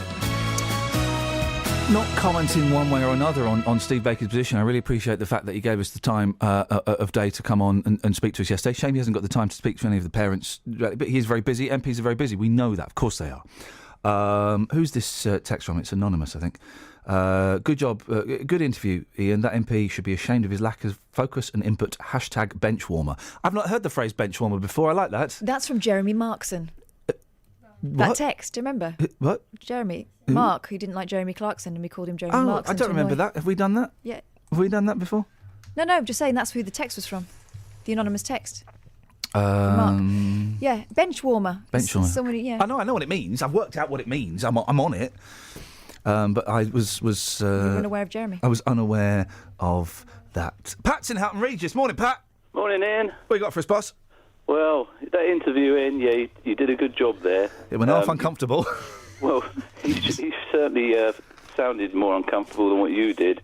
I mean, I've never known an MP so negative. Hi, Andy, it's Catherine. Oh, sorry, yeah. That was Catherine shouting in our ears. I do apologise. Yeah, my fault. Just getting me ear back to normal. 1 second. Yeah, go on. Yeah, that MP, he seemed to be more interested in being part of the 12 majority of his party to keep them on board, to get what they want through, rather than any constituency he surely represents. I can understand. And this isn't me being sarcastic. MPs are really busy, and when there is a small majority, you've kind of got to be there and do that. But also, you've been elected by the people in your constituency. Yes, a lot of those parents don't live in that constituency, but some do, and that school is in that constituency. Whether it's a business or not, that is a very important part of the community. And MPs have got some responsibility around that, haven't they? Well, any MP of their sort and their way would use the technology that we got, even if they're in Parliament themselves. You mentioned Skype, there's email, there's anything you can use to get I'm just going to pop down to Starbucks for 10 minutes. Can you give me a number of 2 of those parents, and I'll speak to 2 of the parents while I'm getting a coffee? That's all you need to do. You've got it spot on, and I just think that throughout the interview, he could find every excuse why he shouldn't be doing something, and that's the kind of MP that you don't want in government. I'm sorry, Ian, that's it. All right, Pat, listen, thank you very much indeed. I'm just going to read this email out again that we've had. Stay there, Andy. This email that we had again from the trustees of the school. We've been trying to get the trustees on since we did this story 2 weeks ago. It was before I went away, so 2 weeks ago. It's like 2 Fridays ago, wasn't Yeah, it? something like that. Okay, we've been trying to get the trustees on. I don't know how many calls we've got, but they will be logged somewhere. I called up Hugh Forsyth yesterday, who I think is the head of the trustees. Called him about 10 o'clock, left a message, didn't call back. As far as I know, he didn't call back. If he did, I stand to be corrected. Certainly not on the show. So this is from Kerry McLeish. It's our reporter Sophie Solaria, who was setting up the show yesterday and did an excellent job, by the way, Sophie. Thank you. Hugh Forsyth is CC'd into it. Dear Sophie, read the interview. Unfortunately, none of the trustees are able to make a call with the show tomorrow morning. None of them? How many trustees are there? Do we know? Can we find out? Let's find out how many trustees there are. None of them could spend 5 minutes to come on the phone to explain why the school that they are trustees for is failing and is closing. Hang on a second. Are they allowed to speak to us, or do they not have time to speak to us? Because that's the second... The original line they gave us was they're not allowed, but we know that they are allowed. So none of them... Let's have a look. See if we can find out how many trustees there are, Catherine. None of them could spend 5 minutes to come on the show and talk to us? None of the trustees are able to make a call with the show tomorrow morning. The information below has been approved by them. Statement. Don't like statements. And is provided in answer to your questions and to better inform you of the true facts, to ensure that what you discuss in the programme tomorrow is accurate. Could you please confirm that your programme will not say anything negative or critical about any of the trustees? What do you think we are, BBC Coventry and Warwickshire? I'm sorry, but on this show we ask questions. We've already... Here comes a veiled threat. I interpret it as apologies if it's not. We've already had to engage lawyers about previous BBC coverage. Which coverage was that? And if you are intending to say anything negative, the trustees should be given an opportunity to respond. We've given you almost 2 weeks to respond. We've given you so many opportunities to respond. I left a message for Hugh Forsyth yesterday telling him we were talking about it on the show today. Would he like to come on and respond? Given the time now, and you are broadcasting the programme tomorrow at 8 a.m, asking us to respond this evening would not be reasonable. You were asked to respond before yesterday evening. That's from Kerry McLeish. Kerry, and Hugh and any of the other trustees, 03459 455 555. You are more than welcome to call him between now and 9.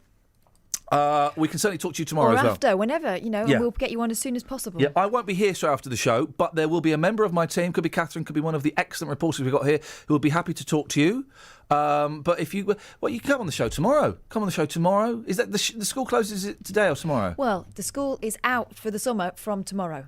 Come on apparently tomorrow. They've got a bit of a stay of execution as to whether it's going to reopen again in September. The decision will be made at the end of the month. Here's my open invitation to Kerry McLeish and Hugh Forsyth. Come on the show tomorrow. You can have, if you want an hour, you've got an hour. You want 5 minutes, you've got 5 minutes. Come on. Open invitation. You pick the time slot. You want to do it at 6 o'clock? Groovy. You want to do it at 8:30 if that's easier for you? Beautiful. You want to do it at 8 o'clock? We'll drop the news. It's all fine. You can have as long or as little as you want tomorrow on the show, any time you want. I very rarely issue that invitation to potential guests. We want you to come on. This isn't us blocking you coming on. We want you to come on and put your side of the story. Maybe we're missing something, and if we are, then pull down my pants and spank my bottom and tell me. Humiliate me on the radio if I've got something wrong. Or you can give us a call now, 03459 455 555. Have you found out how many trustees there are? No, it's a bit tricky, but I'm keeping at it. You have a little look while I speak to Andy. Morning, Andy. Morning, Ian. How you doing? Oh, I'm getting angry. I can hear you. Justin's getting angry. Justin is one of the most laid-back dogs I've ever worked with. He's getting angry. We're all getting really angry. What I don't understand is children's futures at stake. Yep. Why is the urgency not, apart from the text you had from that individual who said with comment and all the rest, it's a totally different situation. Yep. These are children's lives and futures at stake and somewhere where they're comfortable being. I don't understand, again, with the MP, if somebody had told him, wherever it was, why he didn't act then. If he knew about it... Because it's a private business, Andy, and he was told in confidence, and as he said, it would be inappropriate for him to make public private business information. But it's children's lives at stake, their futures. It's a tweet from someone. I'm going to keep it anonymous. because it's a private message to me. It's worded slightly clumsily, but the sentiment, I think, is true. This story does my head in because, those kids are going to be put into normal schools where they'll be mercilessly bullied. Boom. And that's kind of it.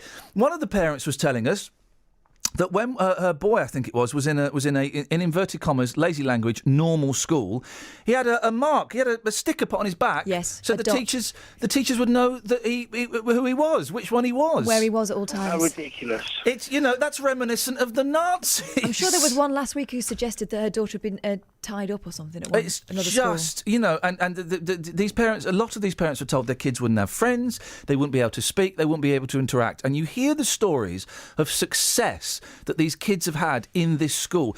Yeah, all right, so it was failing on the Ofsted and some of the learning things. That's not necessarily what school is all about, particularly not this school. I think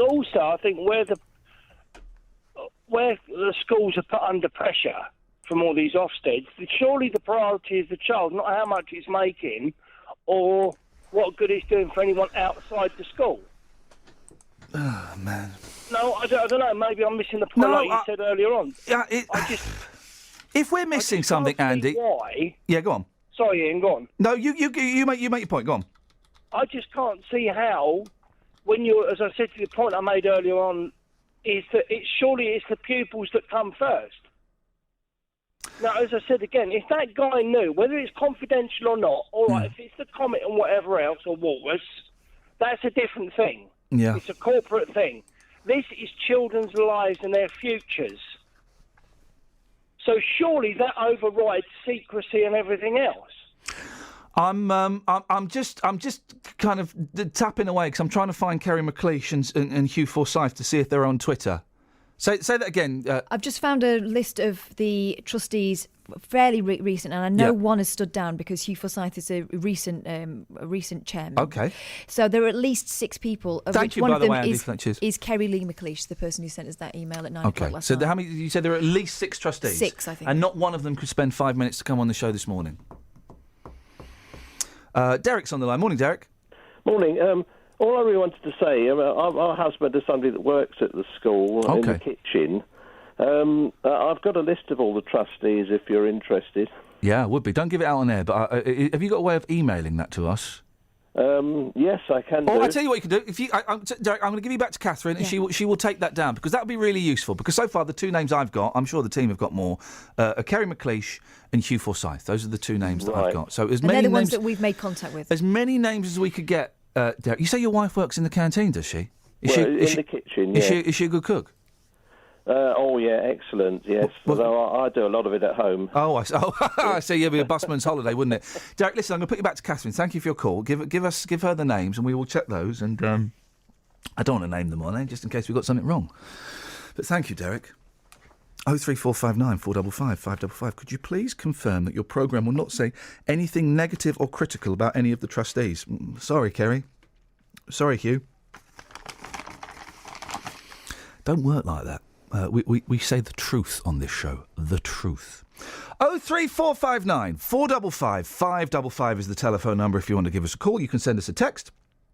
Sorry, I'm a little bit swollen. I don't know I've got a bit of trapped wind, I think. I do apologise. 81333. Start your text 3CR. Let's get the travel. Travel news for beds, cards and bugs. BBC Three Counties Radio. The M25 anti-clockwise. It looks like lane 2 is blocked because of an accident between junction 24 for Potters Bar and 23 for the A1M. There are queues halfway back to junction 25 for the A10. Also on the M25 anti-clockwise, it's heavy between junction 21 for the M1 and 16 for the M40. The A1 coming south, passing Stevenage, junctions 8 to 7, looking heavy on the speed sensors. The A1 further down, queuing between Holiday Inn and Stirling Corner, and the A10 going south, that's slow between Bullsmore Lane and Southbury Road in Enfield. No problems to report on the trains. Tom Watts, BBC Three Counties Radio. Tom, thank you very much.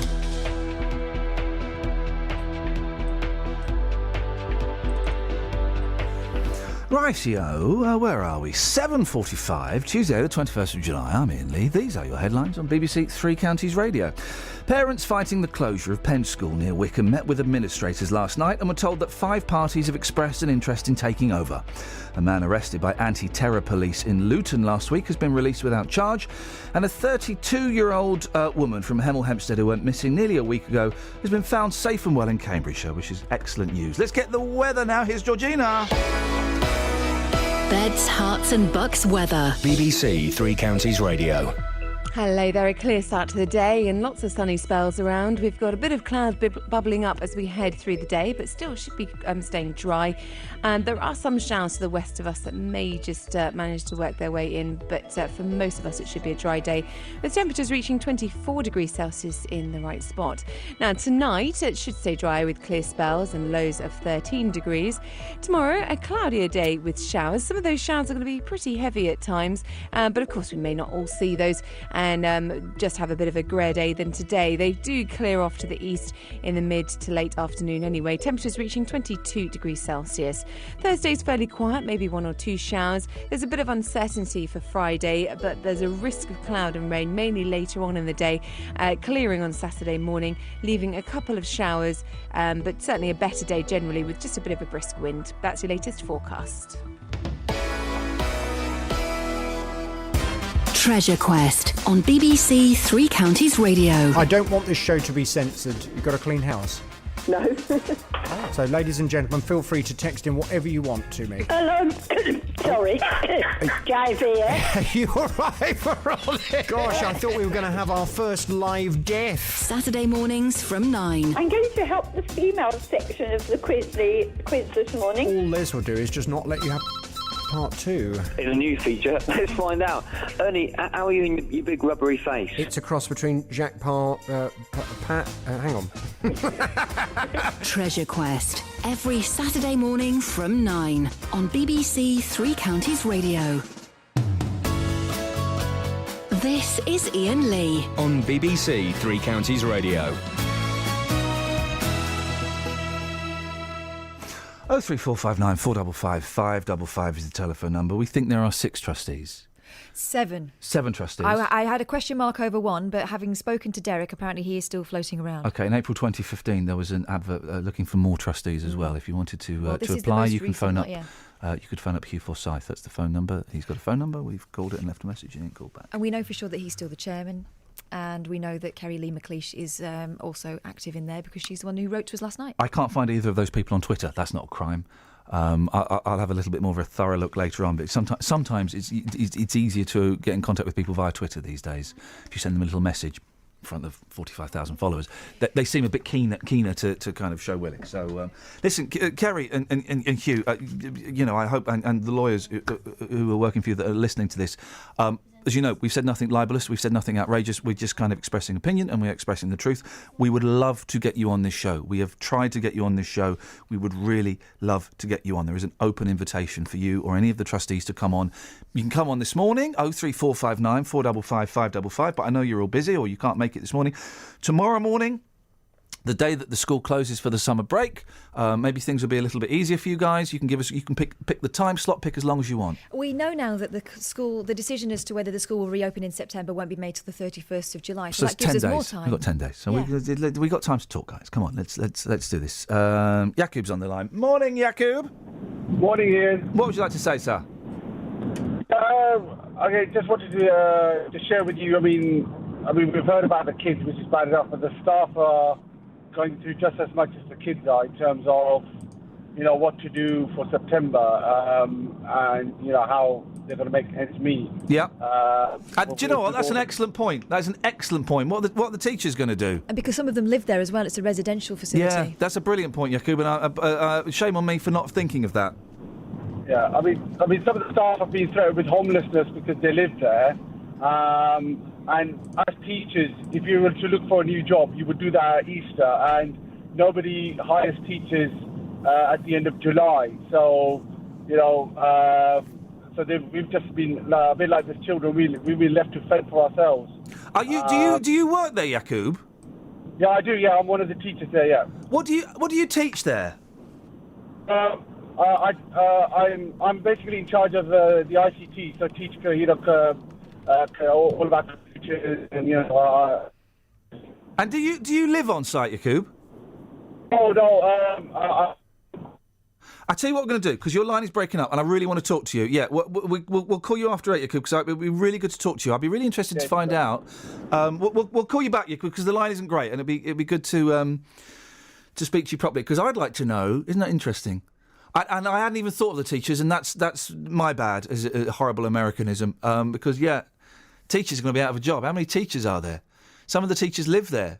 Going to be out of a job and out of a home. Oh, sorry, that was my little 3-year-old boy telling me I've got a text. Be quiet when you come into work with Daddy. Shush! We'll get the texts later. Get the texts when Catherine's talking. You know that. I'd be interested to know when the teachers found out. Steve Baker. It's Steve Baker. I keep forgetting his name. Steve Baker, MP for High Wycombe, knew on the 5th of June. So the headmistress told him at some function.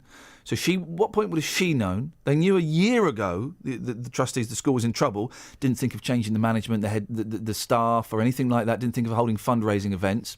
Seems odd to me. So when did the staff find out that they were going to lose their jobs and possibly be homeless? We'll speak to Yakub later on. We'll get him on a better line. Thank you for your call. Any of the other teachers want to give us a call? Hey, man, you're more than welcome. 03459 455 555. Now, oh, yeah, look at this. Naughty, naughty. Ah, man, peace. A suspicious-looking plant has been found growing in the wild in the town centre of Welwyn Garden City. When I say suspicious, I mean drug plant cannabis. Cannabis. The council insists it's hemp, but members of the Welwyn Garden City Cannabis Club say it's a political statement. They want to raise awareness of its medical benefits. With us now is Finn Hemingway from the campaign group Feed the Birds, who works closely with the Welwyn Garden City Cannabis Club. Morning, Finn. Morning, how are you? Oh, yeah, good, thanks. Feed the Birds. What's your connection with cannabis? Well, we want to feed the birds cannabis seeds. Pourquoi? If they don't eat them, they'll grow into huge plants. Oh, so you don't want to feed them cannabis seeds. You want to scatter cannabis seeds around so they grow into plants, and you're doing it under the smoke screen, if you pardon the pun, of pretending you're feeding birds. There is a native British bird called the common linnet. Its Latin name is Cardulius cannabina. Make no mistake, it was named after that because it loves hemp seeds. Okay, and what's it called? The linnet? The common linnet. And where is the common linnet found? It's got quite a broad range. At Feed the Birds and Welwyn Cannabis Club also agree with our objectives, really. We just want to recolonise Great Britain with cannabis. All right, so it's got nothing... Just come on, don't listen, the Finn. I went to college. I've seen those cigarettes being passed around. Let's not don't try and bullshine me, fella. You're not interested... It's been growing here for 4,000 No, I know, years, Finn, so why should we stop? Finn, this whole feed the birds thing is nonsense, isn't it? You just want to grow cannabis, and that's fine if that's the plan. So you just want to grow cannabis. We'd like to remind people that everyday medical cannabis consumers are kind of being given criminal records, and they're being put under incredible stress for literally just wanting to feel normal. Okay. And we want to change the law, which is basically we will get to that, out of date with science. Finn, we'll get to that bit in a second. I just want to clarify: this feed the birds thing is a smokescreen, isn't it? You just want to grow cannabis. Absolutely not. Oh, come on, Finn. Listen, if you're not going to... Talk straight with me, mate, and I'll let you put your point across, but don't mess me around, please. We were even in a very large ornithological website. You can't even say the word, mate. How many have you had today? None. Right, OK. Listen, I will let you do your piece about medical cannabis and all of that stuff, but don't bullshine me, fella. The Feed the Birds thing is a nonsense. You just want to plant cannabis seeds. That's one of the things that we want to do. Yeah, of course. Thank you. Right. Why do you want to plant cannabis seeds? Well, essentially, we just want to change the law, which is laughably out of date with science and disgustingly out of date with society. 65% of Britons want to see cannabis decriminalised. It's the oldest and the safest medicine known to mankind. Furthermore, there have been no new pain medicines in the last 25 years. You can get cannabis on the NHS, don't you? It's not a very good version of cannabis, I'm afraid. And it's just you want a bit of skunky. Skunk Anansi, is it? We don't want people to profiteer from. We don't want people to basically profiteer from. Well, hang on. What do you want? Do you want stronger weed on the NHS, or do you want the people not to profiteer? I'm confused. Everyone profiteers from cannabis. We want people to be able to grow themselves for their own purposes. We don't want them to have to be forced to pay money for their cannabis and be forced to go to the black market. Well, no, but they're not. No, but you've ignored the one point that you can get cannabis on the NHS. My mum had it. It's very, very, very difficult to get cannabis on the NHS. Yes, as it should be. As all controlled drugs should be. As all controlled drugs should be. Yeah, it's difficult to get it. Our bodies produce it naturally. Oh, Finn, stop, Finn. Finn, listen, mate. You're not talking to some suit at BBC Norfolk, okay? Look, trust me. I know a bit more about cannabis. I know, which is why I'm here. Yeah, I probably know a bit more about cannabis than you do, mate. Okay, so come on. Can you tell your users what the endocannabinoid system is? It's irrelevant. You can get cannabis on the NHS. It's very difficult to get cannabis on the NHS, and I'll tell your users, if I may. My users? I think you mean my listeners, but who knows? We're having fun. I'll tell your listeners, your lovely listeners, that it's very, very, very expensive to buy on the NHS, for the NHS and for us. It's sold to the NHS by a company called GW Pharmaceuticals, who sell the cannabis to the NHS at 5 times the street value, if not more. It's just wrong. It shouldn't be so expensive. Do you use cannabis, Finn? I consume cannabis for my pain, yes. What is your pain? What's wrong with you? Multiple broken bones and arthritis. Which bones have you got broken? It would be a long list. That's okay. And this isn't really about me. It's more about it kind of is to a certain extent. What bones you got broken? Sorry, I was invited onto this show to talk about what we do, not talk about myself. What bones have you got broken, Finn? You're campaigning because you want cannabis to be legalised so people can grow it at home and all of that nonsense, but to help with pain relief. What bones have you got broken? Well, I also want to legalise it because... What bones have you got broken? Prohibition, because prohibition actually pushes people to even more new harmful novelty drugs. Which are impossible to regulate. Okay. What bones have you got broken, Finn? It's a simple question. I've shattered my entire right leg. I've shattered my left leg. Right. I've broken my femurs. I've broken my metacarpals, my metatarsal bones. And how does this help your pain? Elbow. Well, all pain is managed by the endocannabinoid system. Right. How does this help? Oh, goodness sake, why are you speaking English? How does this help you? This is the problem with stoners. Boring. How does it help? How does it help your pain? Well, because all of your body, every single biological function in your body is controlled by the endocannabinoid system. That's an endogenous cannabis system that every living animal is born with, right? Endogenous? I don't choose... Is endogenous a word? Yeah. So if you... Could you Google endogenous for me, Catherine? Because I'm learning a new word. This is brilliant. So if you do Google that and have a look at the endocannabinoid system... I'm not going to, because I've done my research into growing cannabis. Pretty quickly that you can use cannabis oil as a complete supplement for opiates. I tell you what, though, it enough nice, isn't it? To get on with, they're very addictive. Opiates are very addictive. It enough nice, Finn. Terrible. Finn, it enough nice, isn't it? To roll a fat one and put on the White Album, isn't it? Isn't it? I don't think smoking is a very good way of taking... All right. Enough nice to make some hash browns and put on Revolver. I think what you're doing is trying to make it sound like it's a leisure thing, where it's not. Come on, Finn. Are you telling me, hand on heart, are you telling me you've never rolled a fat one and sat down and watched The Simpsons for pleasure? I don't really watch TV. It's not something that I'm particularly interested in. Have you ever rolled a fat one? Have you ever rolled a fat one and put on a bit of Jimi Hendrix live at the Isle of Wight for pleasure? Who's Jimi Hendrix? Finn, it's been great batting with you. You're not as good as you think you are. Come back on when you've had a bit more practice and we'll have another chat. Travel news for beds, cards and bugs. BBC Three Counties Radio. Just one lane open on the anti-clockwise M25 because of an accident and a fuel spillage between junction 24 for Potters Bar and 23, the A1M at South Mims. Queues building up halfway to junction 25 for the A10. The A1M slow coming south past Stevenage, junctions 8 to 7. Tom Watts, BBC Three Counties Radio. If we were any other local radio station, we'd now be doing the Should We Legalise Cannabis. We're not doing the Should We Legalise Cannabis.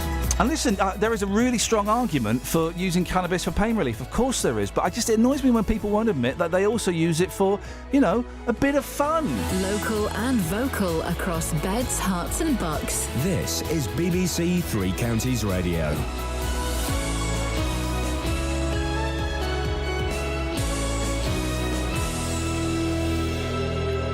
It's 8 o'clock. I'm Simon Oxley. The headlines: parents meet administrators at Buckinghamshire School. Man arrested in Luton by anti-terror police is released without charge. And missing Hemel Hempstead woman found safe and well. BBC Three Counties Radio. Parents fighting the closure of Penn School near Wickham met with administrators last night and were told that 5 parties have expressed an interest in taking over. The MP for High Wycombe says he knew there was a possibility it could close on the 5th of June. Parents only found out 2 weeks ago. Steve Baker told Iain Lee he would have warned the parents earlier, but it wasn't up to him. The decision I would have taken would have been to involve me, the parents, the staff, everyone with an interest in the school at least a year ago. Having forecast these numbers and to have launched a campaign then is what I would have done.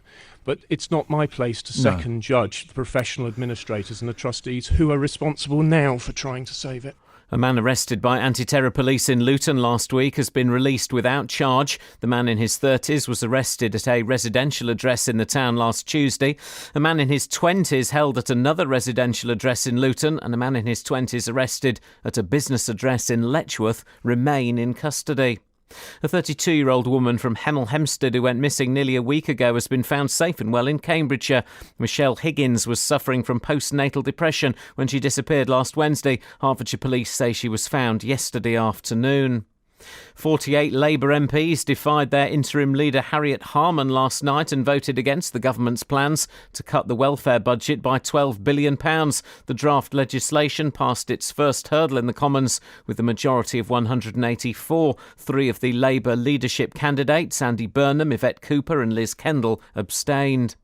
There's been a spate of attacks on a grave in Milton Keynes. Thames Valley Police say the same grave in Newport Road in New Bradwell is being targeted and has left the family devastated. More from Jane Killick. In the most recent attack, a tin of white paint was thrown over the grave and headstone on the 9th of July and graveside items were stolen. On another occasion, graffiti was sprayed on the grave. The granite base has also been smashed and cracked open.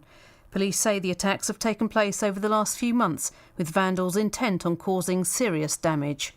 Inspectors have told the police force at the centre of the Rotherham child exploitation scandal that it still needs to make major improvements to some of its child protection procedures. The report looked at 28 recent cases investigated by South Yorkshire Police, with 7 assessed as inadequate.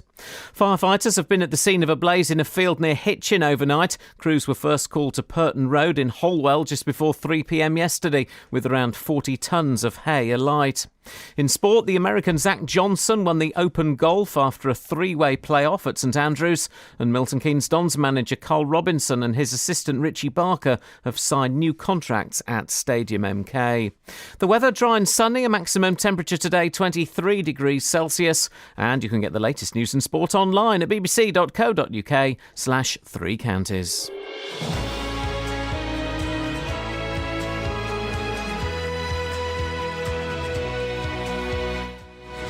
Endogenous is a word. I've got no idea what it means. I do feel I was a little bit harsh on Finn there, our last guest. I feel I was... he caught the tail end of my anger with this, the Penn School story, which we're going back to. Tell you what annoyed me about him, though, that whole thing at the beginning of Feed the Birds. Oh, come on, man! Listen, if you want it for medicinal purposes, that's great. And also, do you know what? If you do want to smoke a fat one and listen to songs from the Big Pink by the band, I'm not going to judge you on that. Let's not pretend it was about birds. He wasn't talking about fat balls with equal gusto, was he? Fat balls. There's a blast from the past. He annoyed me with his obfuscation. Yes. Did I get it right? Yeah. Well, kind of. Bonus. But so Will, if I was a little bit harsh, Finn, sorry, if I was a little bit harsh, I apologise. You know what to do to get over it. Oh, don't worry, he's been rude back, so I think that makes you equal. I know, what's he said? Please tell Iain that he's a bleep. I don't smoke or take drugs. I assume that's him. Let's check.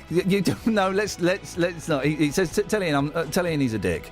I don't smoke or take drugs. Well, it's because you're not classing cannabis as a drug. I do. It's a minor technicality, Finn, and I apologise if I was a little bit too harsh on you. Now. Across beds, hearts and bucks. It's a different phone number. It might not be. It might not Someone be. posing as Finn, Radio. stirring it. Stop stirring it. Stop stirring it and start smoking it. No. Don't.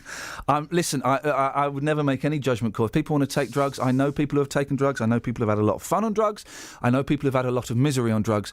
I know people, friends of friends, who have died because of drugs.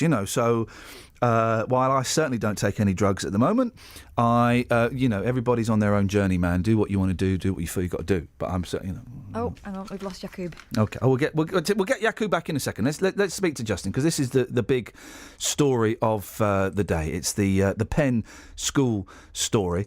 Just over a week ago.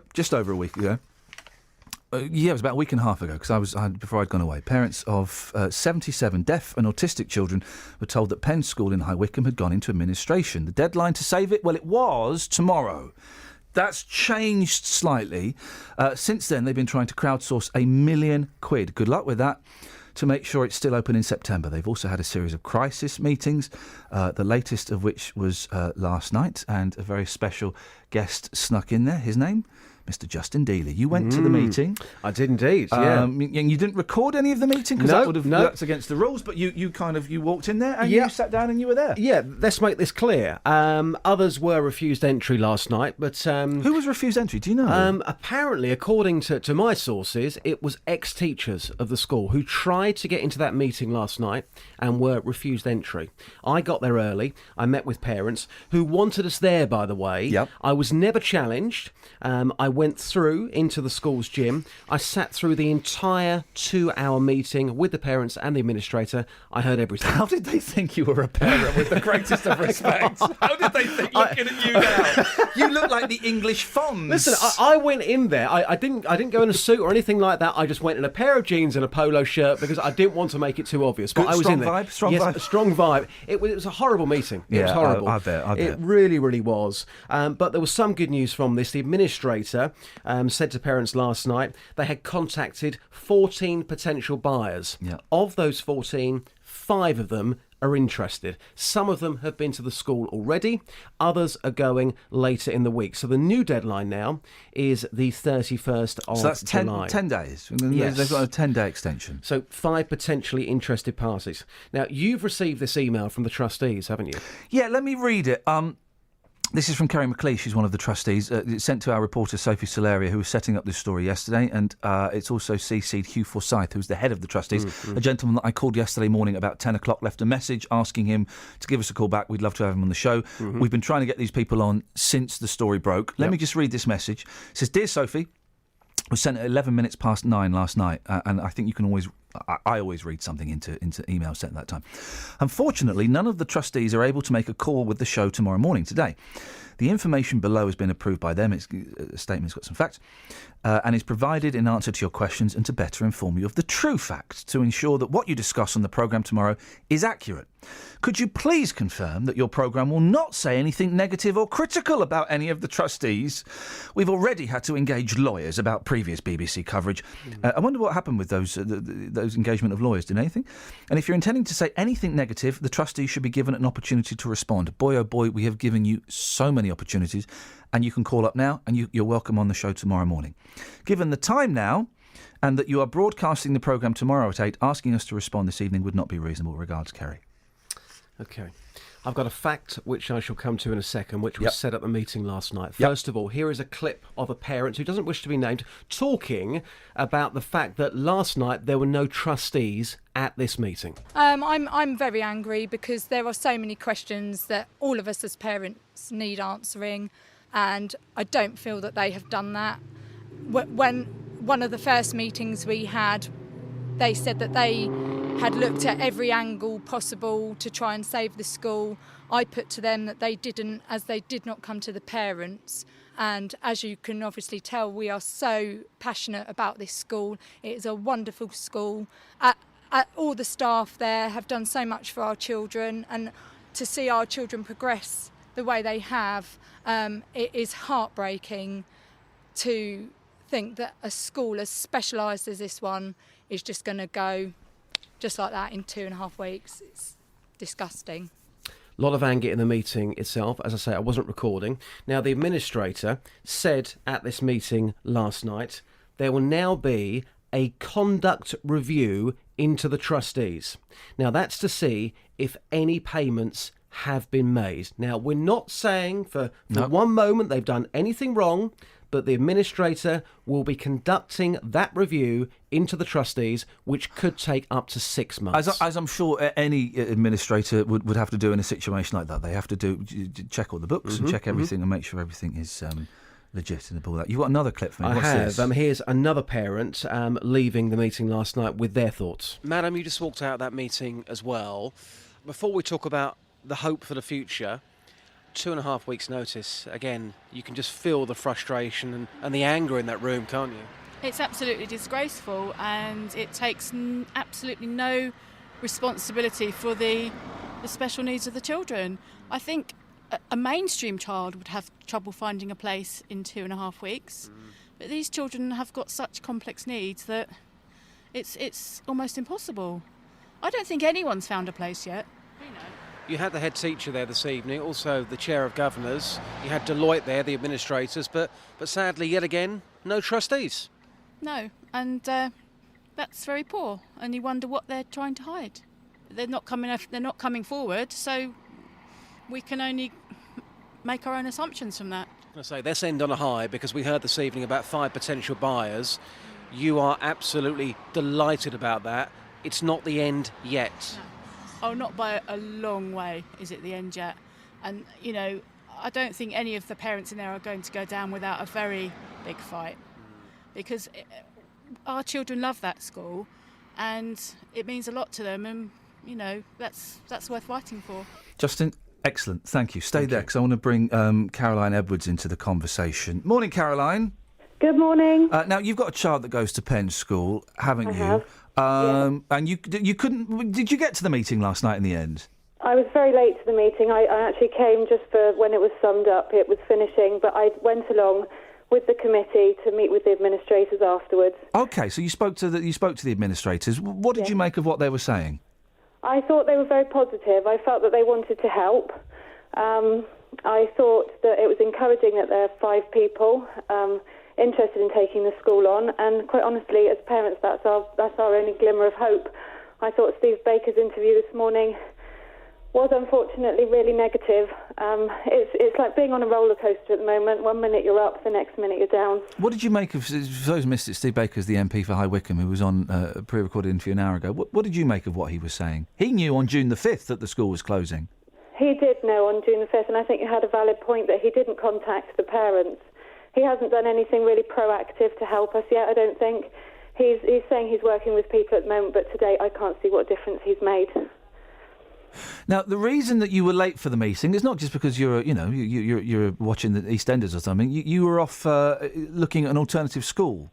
No, that's right. That is right. We as everybody knows, we had 2 weeks' notice. I had work commitments for about 4 of the days following the announcement, so I couldn't get on the case.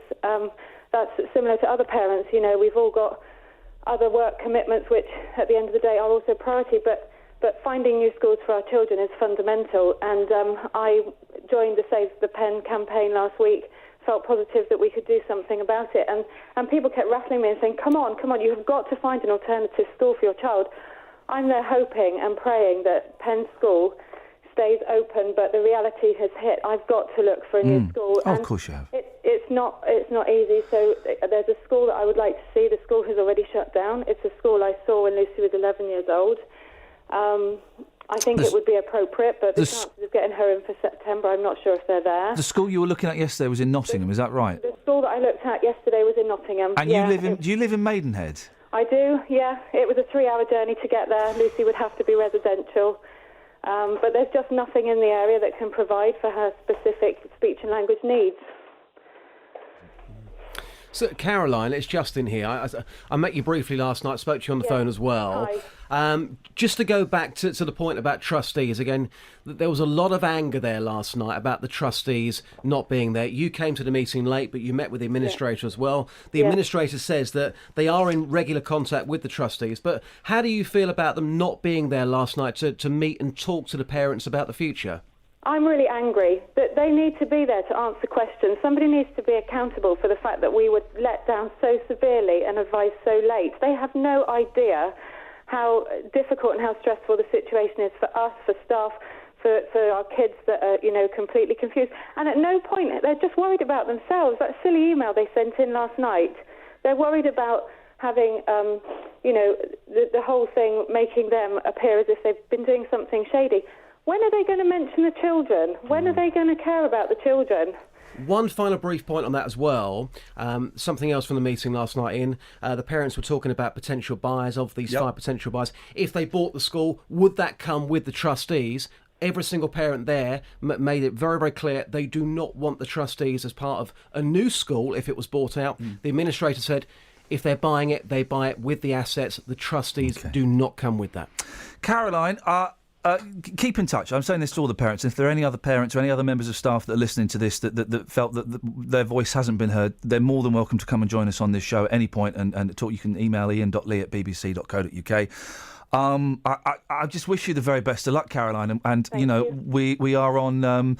We're on the side of the kids. We want the kids to have somewhere safe and decent to go to. And will it be Penn? I don't know. Penn School, it's the perfect school. It's a school. It's a community, as somebody said, within a school, within a community, and it provides the special help. How on earth can we be considering just letting it go? Caroline, I really appreciate your time, and Justin, excellent stuff. Thank you. Thank you, boss. Do we have to pay you extra for last night, or is that? No, just buy me breakfast at some point this week. All right? Unbelievable. Travel news for beds, cards, and bugs. BBC Three Counties Radio. On the M25 anti-clockwise, only the outside lane open after an accident with some lorries between Potters Bar, junction 24 and 23 for the A1M at South Mims. It's busy from Enfield at junction 25. On the M1 coming south, very slow between junction 15 for Northampton and Newport Pagnell services. On the A428 in both directions, it's busy at Lavenden around Harold Road. The A1M going south, that's slow between the Stevenage junctions 7 and 8. Enfield, the A10 coming south, slow between Bullsmore Lane and Southbury Road. No problem still on the trains. Tom Watts, BBC Three Counties Radio. Thank you very much. I'm just showing Jonathan my dickie. Do you like my dickie? You like a bit of dickie, don't you? Oh, yes. You love a bit of dickie. Yes. When was the last time you got yours out? Not for a few years, actually. It cost me 10 pence, this album. Neville Dickey we're talking about. It cost 10 pence, this album. What was it? What's the song about the bird? The Robin's Return. Robin's Return. Yeah. That's a classic. You read my... I love a bit of this. Bit of Neville Dickey. You look at that while I do the news. Is that right? Lovely. Thank you very much. It's 8... Oh, gosh, look at the time. It's 8:18. It's Tuesday the 21st of July. I'm Iain Lee. These are your headlines. On BBC Three Counties Radio, parents fighting the closure of Penn School near Wickham met with administrators last night and were told that 5 parties have expressed an interest in taking over. A man arrested by anti-terror police in Luton last week has been released without charge, and a 32-year-old woman from Hemel Hempstead who went missing nearly a week ago has been found safe and well in Cambridgeshire. This is Iain Lee. On BBC Three Counties Radio. Can we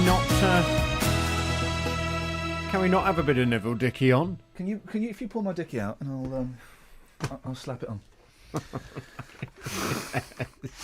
Such a child. What are you going to tell us something? You're going to something really horrible and serious, though. Well, it is quite serious. Well, yeah, but let's have a bit of Neville Dickey first. Just what about my very good friend the Milkman? Is that on there? It is on there. That might go quite well today with my phone in. Really? Okay. My very good friend the Milkman. That's side one. Which number is it? He's just lining up the record, ladies and gentlemen. 6. It's that faded there. Right. Oh. There we go.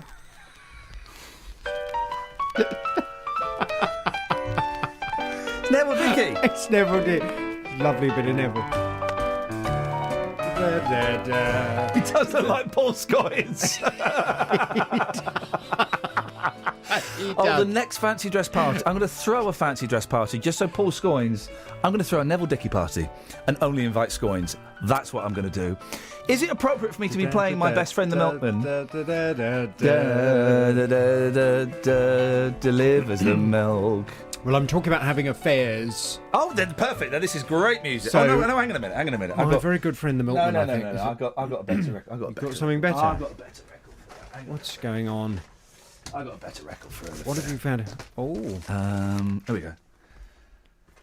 This is much better for that. Hang on, here we go. Okay. I like this one. This is whipped cream. Whipped cream. Oh.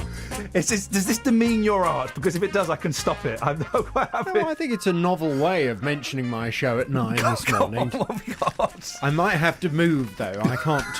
when music like this What comes are you on, I doing? can't just sit still. What are you doing? Are you okay? Yeah. Look at that. I just have to... You look like what's that? I didn't watch Red Dwarf, but the robot from Red Dwarf, Lister. Oh, yeah. You look like him having a little boogie. Well, it looks like you're having an electric shock, actually.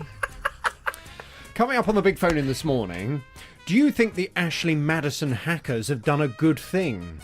A dating website that helps married people cheat has been hit by hackers who've threatened to release information about millions of customers. Ashley Madison, which used the advertising slogan, "Life is short, have an affair." I've not heard that. I'm so sorry. That's their slogan. I've not heard that. Life is short, have an affair. Oh, that's so terrible. They said that it had been attacked and some user data was stolen. Well, the hackers, they've published some of the information already, and they say that they'll publish more, including the names and details of the website users, if the website is not shut down. Well, from 9 this morning, I want us to debate this on the big phone. Do you think the Ashley Madison hackers have done a good thing? If ultimately their motivation for this is to expose those who are using the website, to force them to shut the website down, is that all a positive thing? I'd love your views, your reaction to this on 03459 455 555. It's the big phone in this morning from 9. There is an argument that maybe they've done something morally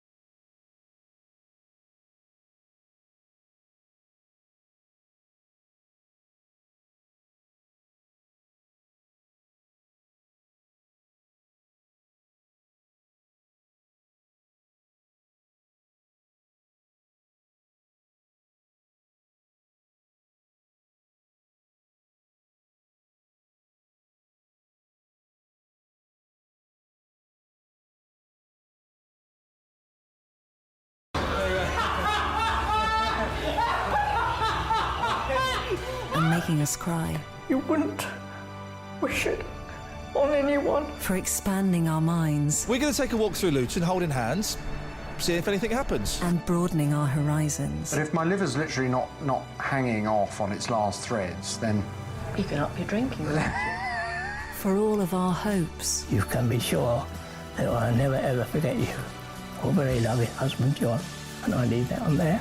She might read it, I don't know. And our dreams. Watford are promoted to the Premier League. The final whistle goes at Stadium MK. The Dons are in the Championship. For not just listening, but living it too. I think Tim needs to go to Watermead. Where? Watermead. For all of us. BBC Three Counties Radio.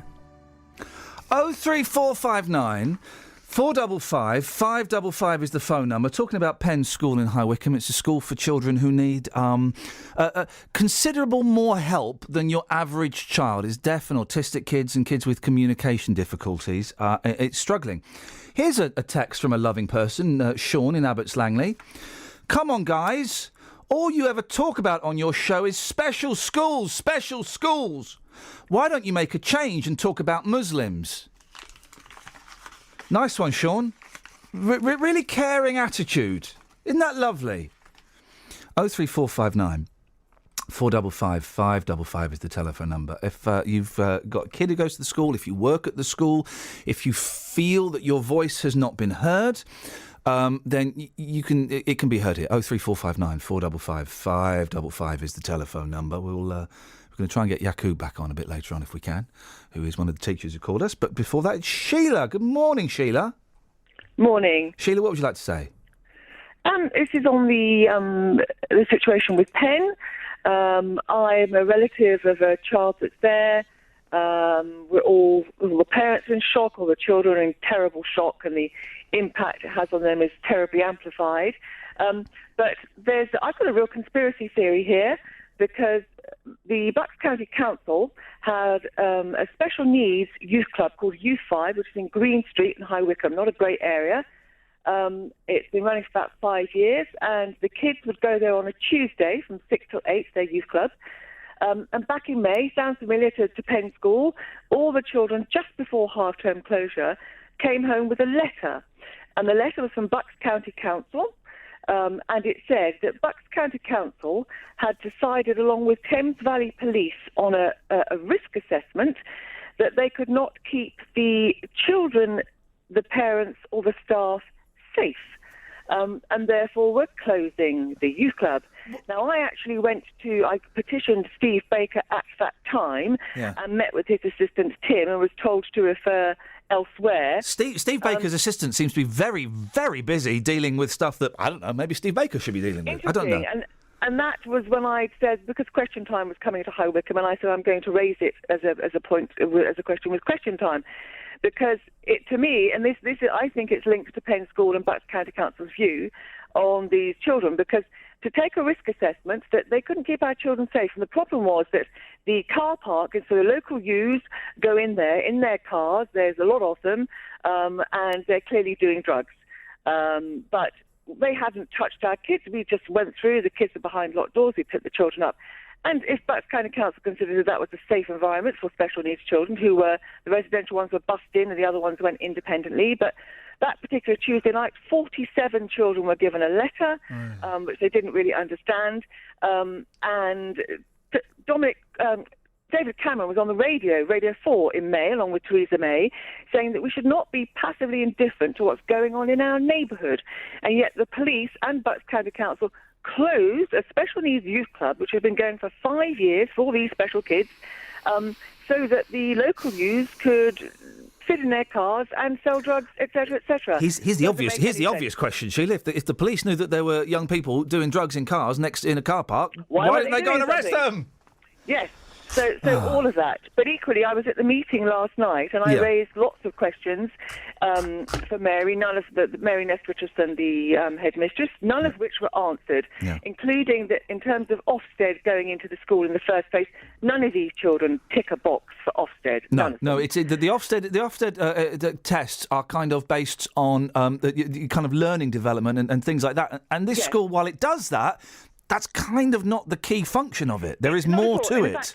But also with Ofsted, I said to Mary, I can't understand why you're still here, Mary, because what happens with Ofsted is that they clear the management. When they go in and a school is in special measures, they clear the management because they have failed. And yet Mary was kept in post all of this time. Maybe it was because she was a caretaker, because they didn't want to spend any new money, get a new head in that was going to do something for the school, but that she's been caretaking it for this. Was the headmistress at the meeting last night? She, for the first time, she came to the meeting last night, but didn't ask any of the questions. Also, why is she still in situ is very unusual. They knew at least a year ago that the school was in financial trouble. And before that, because they were made, ICANN, which is a charity, they run an astounding school in Meath, in one of these places. They're a special needs school, they're a charity. They were very interested. 2 years ago, the trustees refused. Waitrose in Beaconsfield, they made Penn School their charity of the year in 2014. And I have a letter from Waitrose which said that during the last year, Penn School has refused from John Lewis painting and decorating of their school. They also refused poaching from their children. Sheila, for the children. Sheila, I have to move on because I've got business and stuff to do here. But have you still got a copy of that letter? I do indeed. I would love to see that letter. Can I pass you back to Catherine, my producer, and she'll let you know how you can get in touch with that? Because if the trustees or whoever of a school, lots and lots. Believe me, Sheila, it's a list. I'm going to pass you back to Catherine, because if the trustees of a school is in financial trouble, is turning down offers of free stuff like that, then that is just incredible, isn't it? Sheila, I really appreciate your call. We're not letting this story... I'm going to speak to Yakub after the news, who's a teacher who works there. We're not letting this go. Don't worry. We have... Dealey's got his J-Dog teeth sunk into this, so there's no way we could let it go, even if we wanted to. But really? They turned down an offer like that from Waitrose? Travel news for beds, cards and bugs. BBC Three Counties Radio. The M25 anti-clockwise, just one lane open after an accident between junction 24 for Potters Bar and 23 for the A1M at South Mims. It's busy from Waltham Abbey, junction 26. The North Circular has long delays westbound from Charlie Brown's interchange in Woodford to Bounds Green. It's all the way through Walthamstow, Chingford and Edmonton. There was a breakdown earlier in Walthamstow, now an accident after the Clockhouse junction in Bounds Green causing those problems. The A1 going south, queuing between Holiday Inn and Stirling Corner. The A1M going south, slow past Stevenage, junction 8 to 7. And the M1 heading south, looking very slow this morning on the speed sensors between junction 15 for Northampton and Newport Pagnell services. Tom Watts, BBC Three Counties Radio. Across beds, hearts and bugs. This is BBC Three Counties Radio.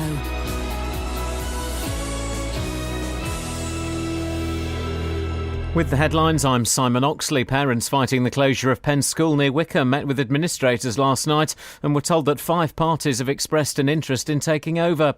A man arrested by anti-terror police in Luton last week has been released without charge. A second man arrested in the town and a man arrested in Letchworth both remain in custody. And 32-year-old Michelle Higgins from Hemel Hempstead, who went missing nearly a week ago suffering from postnatal depression, has been found safe and well in Cambridgeshire. Three Counties Sports. BBC Three Counties Radio. Zach Johnson won the Open Golf Championship after beating Mark Leishman and Louis Oosthuizen in a playoff at St Andrews last night. All three were tied on 15 under par, but Johnson prevailed in the deciding 4 holes to clinch his second major title. I feel blessed to be the champion. I feel honoured to be a part of this history of this game. And, to don my name on that trophy, especially with the names before me, is humbling and surreal, the 2 words that come to my mind.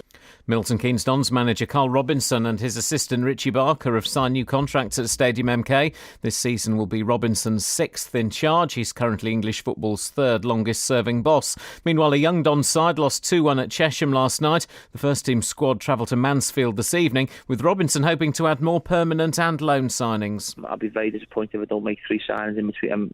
Minimum of 3 signings in between now and the start of the season. But I'd like to make one of our own signings. That's important for the future of the football club as well. That we have our own players that we start developing ourselves, because we've done it for many years now with other people's players. We hope we can bring one more of them in and bring some of our own to sort of support what we're trying to do.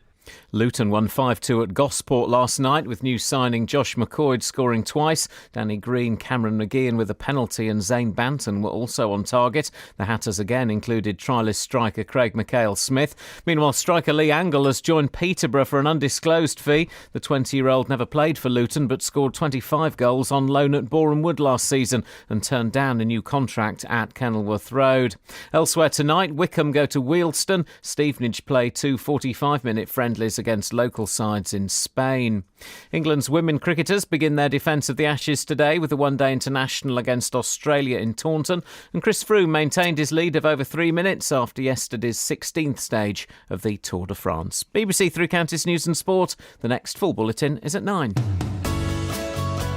This is Iain Lee on BBC Three Counties Radio. Why would the trustees of a school turn down an offer of free stuff? We're going to get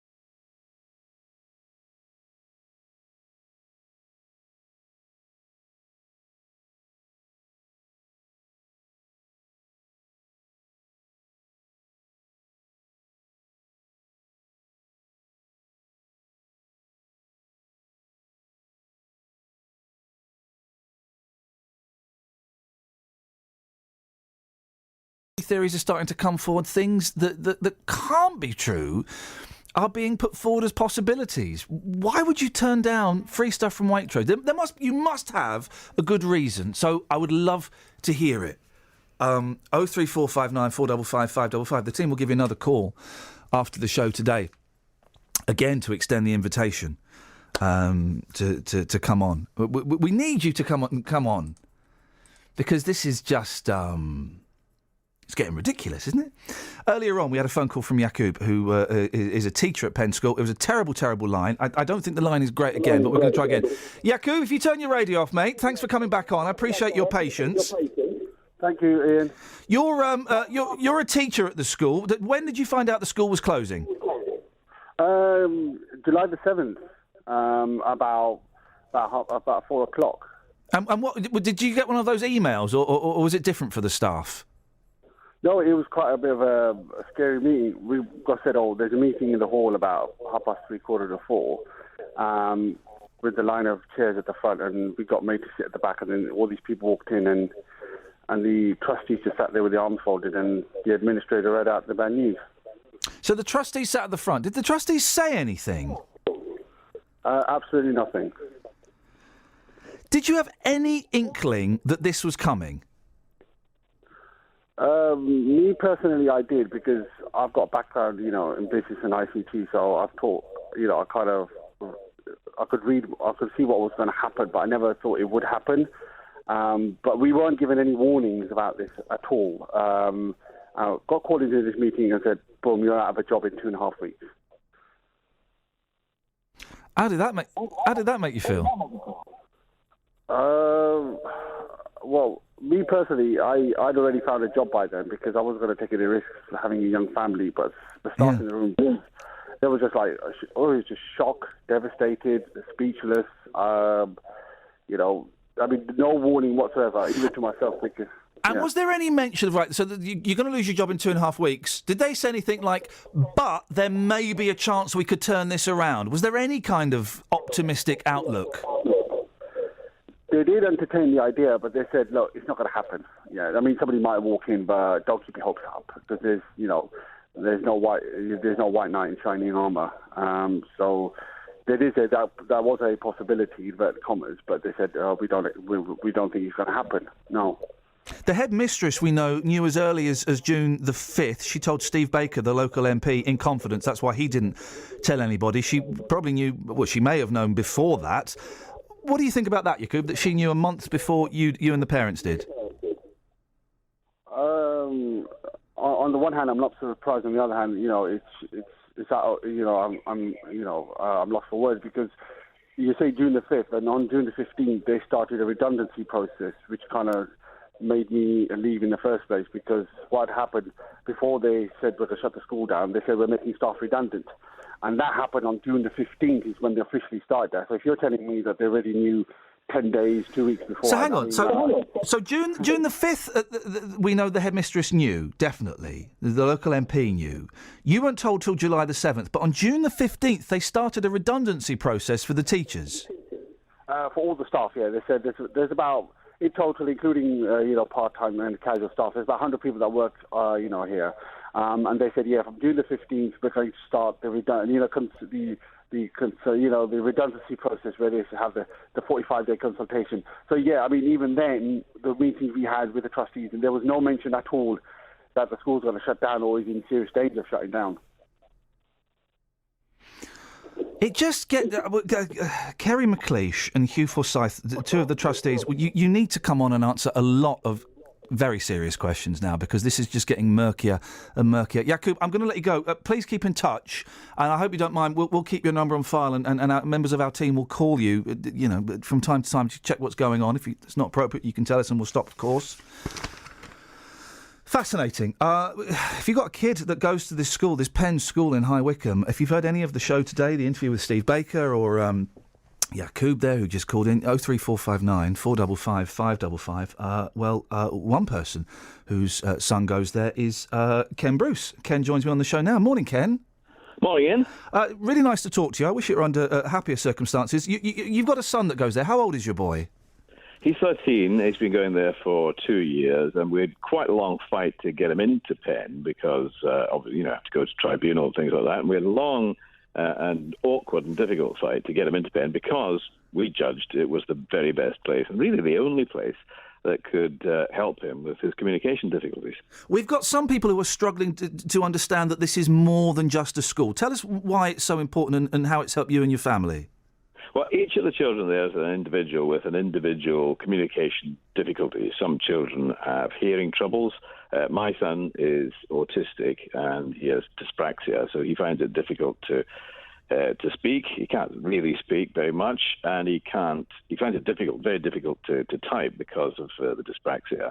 And so he has a particular form of communication in which he is assisted to type, just by the merest gentle support on his shoulder and things like that, but it gives him the confidence and enables him to work physically the pathways in his body to get the finger onto the keyboard, and that's what Penn unlocked in him. He wasn't able to do that at all before that, and at Penn they took it on and trained up people, and we were involved in the training as well, the staff, to support him in this.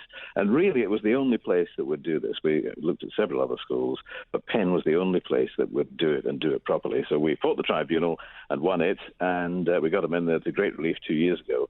And now, suddenly, out of a clear blue sky, as far as we, the parents, are concerned, it's closing with really no explanation at all. And we've often wondered, why we were never asked before this to do any fundraising or anything like that. I mean, I could obviously do a bit of fundraising. Lots of other people have ways of raising funds, and ideas that were put up were never followed through, and we couldn't understand it. Did you get that email that some of the other parents had told us? I think it was on a Wednesday night or something. An email popped up that said, "Yeah, the school's closing in a week and a half. Good luck."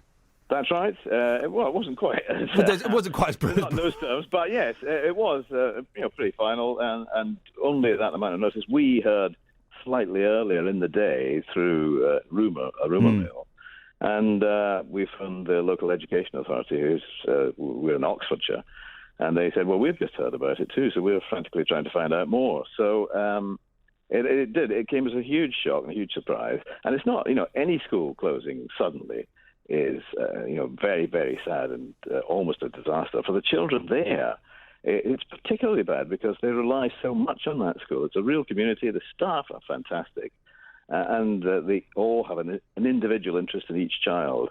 It's a real family, and it's just such a I was at the school prize giving. The certificates of achievement were being given out last week, and I just thought it was so sad to see all these. And that's the children. thing; it isn't just about your kind of reading, writing, and arithmetic. This school is so much more to these kids and to the families, isn't it? Absolutely, it's training them for their future lives. It offers residential as well. It's making them able to do as well as they can in society in the future. And to say, oh well, you'll find another school. It just doesn't work like that. The one school we've looked at is in South London, and that's one of the nearest we can find that will do anything like what Penn has done. The parents found out recently. We know for a fact that the headmistress knew on June the 5th it was going to close. Over a year ago, the trustees knew the school was in trouble, yet they didn't seem to change anything. They didn't change the management. They didn't start doing fundraising drives or anything like that. It's left me scratching my head a bit, Ken. I just don't know. I don't know what the trustees have been doing, basically, for the last 2 years. The school went into special measures 2 years ago, and alarm bells should have been ringing loudly and long at that point. And it seems they just thought, well, we'll do a couple of things and hope for the best. And obviously, that was never going to work. And 2 years in special measures. During that time, no children were being placed, or hardly any children were being placed there, because local education authorities won't place children in the school under special measures. So the school roll was going down, so their income was going down, and it was a vicious circle, which was always going to end in disaster unless they took real decisive action, which they failed to do, I'm afraid. For people to say, I believe Steve Baker was saying, he was told over a month ago, but couldn't see anything because it's a private concern. Well, it is a private concern, but it's a school, first and foremost, and it's funded by public money coming from the local education authorities. Every child there, I think every single child there, is paid for by a local education authority. So it's public money, and we all have a right to know what's been happening to it. The trustees are reluctant, they're refusing to come on the show. Kerry McLeish and Hugh Forsyth, they sent a nice email saying, could you please confirm your programme will not say anything negative or critical about any of the trustees? I wish they would come on. If the school does close, worst case scenario, Kim, what will happen to you and your family and your son? Well, it's very unlikely we'll have a place by September, so we will have to homeschool him for some time. We don't know how long. He's very upset about this, as I think every single child there is. I mean, they all have some communication difficulties of some kind. They like regularity in their lives. They like predictability in their lives. And for this to happen, a place where they felt comfortable and secure, it's just appalling for them. I really appreciate talking to you, your time this morning, Ken, and maybe we'll speak about this at some point in the future, and let's see what happens. Thanks for the opportunity, Ian. Thank you very much indeed. Ken Bruce there, parent of a young lad that goes to the school. Oh, do you know what? I'm getting shivers because it is, I've got two kids who are fortunately healthy and well at the moment. And, I know how important the school development is for them. But this is so much more than just a school. And I think Ken and I think Yacoub and I think all the other parents we've had on, hopefully, have communicated how important this place is to these kids. Oh, man, depressing, isn't it? 03459 455 555. BBC Three Counties Radio. Let's get the travel. Travel news for beds, cards and bugs. BBC Three Counties Radio. On the northbound M1, there's a lane closed for emergency repairs between junction 14 for Milton Keynes and 15 for Northampton. The M25 anti-clockwise, still just one lane open, very long delays because of an accident with two lorries between junction 24 for Potters Bar and 23 for the A1M at South Mims. It's busy from Waltham Abbey. On the M25 anti-clockwise, you'll find that's heavy from junction 17 at Maple Cross to 16 for the M40. The A1M coming south, slow around the Stevenage junctions, 8 to 7. On the North Circular, it's heavier than normal, queuing westbound from Charlie Brown's interchange at Woodford all the way to Bounds Green and Arnos Grove after an accident after the Clockhouse interchange in Bounds Green. Tom Watts, BBC Three Counties Radio. Tom, thank you very much indeed. We just had an executive meeting. I think it would be a nice idea, Catherine, if we do the podcast on the Friday, which is generally full of nonsense with a bit of serious stuff, and every time we've had a guest on, I said, put that in the podcast. I think we should do a special Penn School podcast to go out maybe tomorrow or Thursday with a bit of Steve Baker, a bit of Ken Bruce, a bit of Yacoub, some of the mum with Georgina, I think some of the mums we've had on. If the trustees are listening, you've got 12 minutes, you could be part of it too. The podcast, will go out tomorrow, so you've got 12 minutes or you've got the 3 hours tomorrow. Guys, you really need to come on. You really need to come on here, otherwise it's going to be very one-sided and we'll be accused of bias and all of this stuff. Well, we want you to come on. I don't fancy doing the news. I'm in a really weird mood. Let's just go straight to the weather, shall we? Beds, Herts and Bucks weather. BBC Three Counties Radio. Hello there. Well, we've got plenty of sunny spells around today, a bit more cloud bubbling up in the afternoon, but it does look like it should stay dry. A few showers to the west of us may just work their way in, but for many of us it will be a dry day with highs of 24 degrees Celsius. Tonight, staying dry with clear spells and lows of 13 degrees. A cloudier day tomorrow, though. Some showers for some of us, and it could be a little on the heavy side at times. There will be the odd glimpse of sunshine, though, with temperatures reaching 22 degrees Celsius. Those showers should start to clear in the mid to late afternoon. Thursday's looking quite quiet with 1 or 2 showers and a bit of uncertainty around Friday's weather. A risk of cloud and rain that would probably be later on in the day for us, clearing on Saturday morning, leaving just a couple of showers, but certainly a better day generally with just a brisk wind. That's your latest forecast. Every weekday morning. One partially closed and the others didn't operate at all. I have contacted other companies who do it professionally and they said it should have been anchored down. The JVS Show. It was looked over by the garage and they told me do not move the vehicle anywhere. It's a complete death trap. The JVS Show fights for your rights and tackles your consumer problems. I'm getting nowhere. I've tried on numerous occasions to talk to the manager of this company. If you need our help, email jvsshow@bbc.co.uk. So they said, we're going to contact the customer, we're going to have a chat and we're going to make a gesture to that customer. And we could do the same for you. Without your programme, I don't know what you'd do in the morning. The JVS Show, weekdays from 9 on BBC Three Counties Radio. This is Iain Lee on BBC Three Counties Radio. Another Sheila. 2 Sheilas in a row. We need one more, otherwise it's bad luck. Morning, Sheila. Good morning. Sheila, what would you like to say?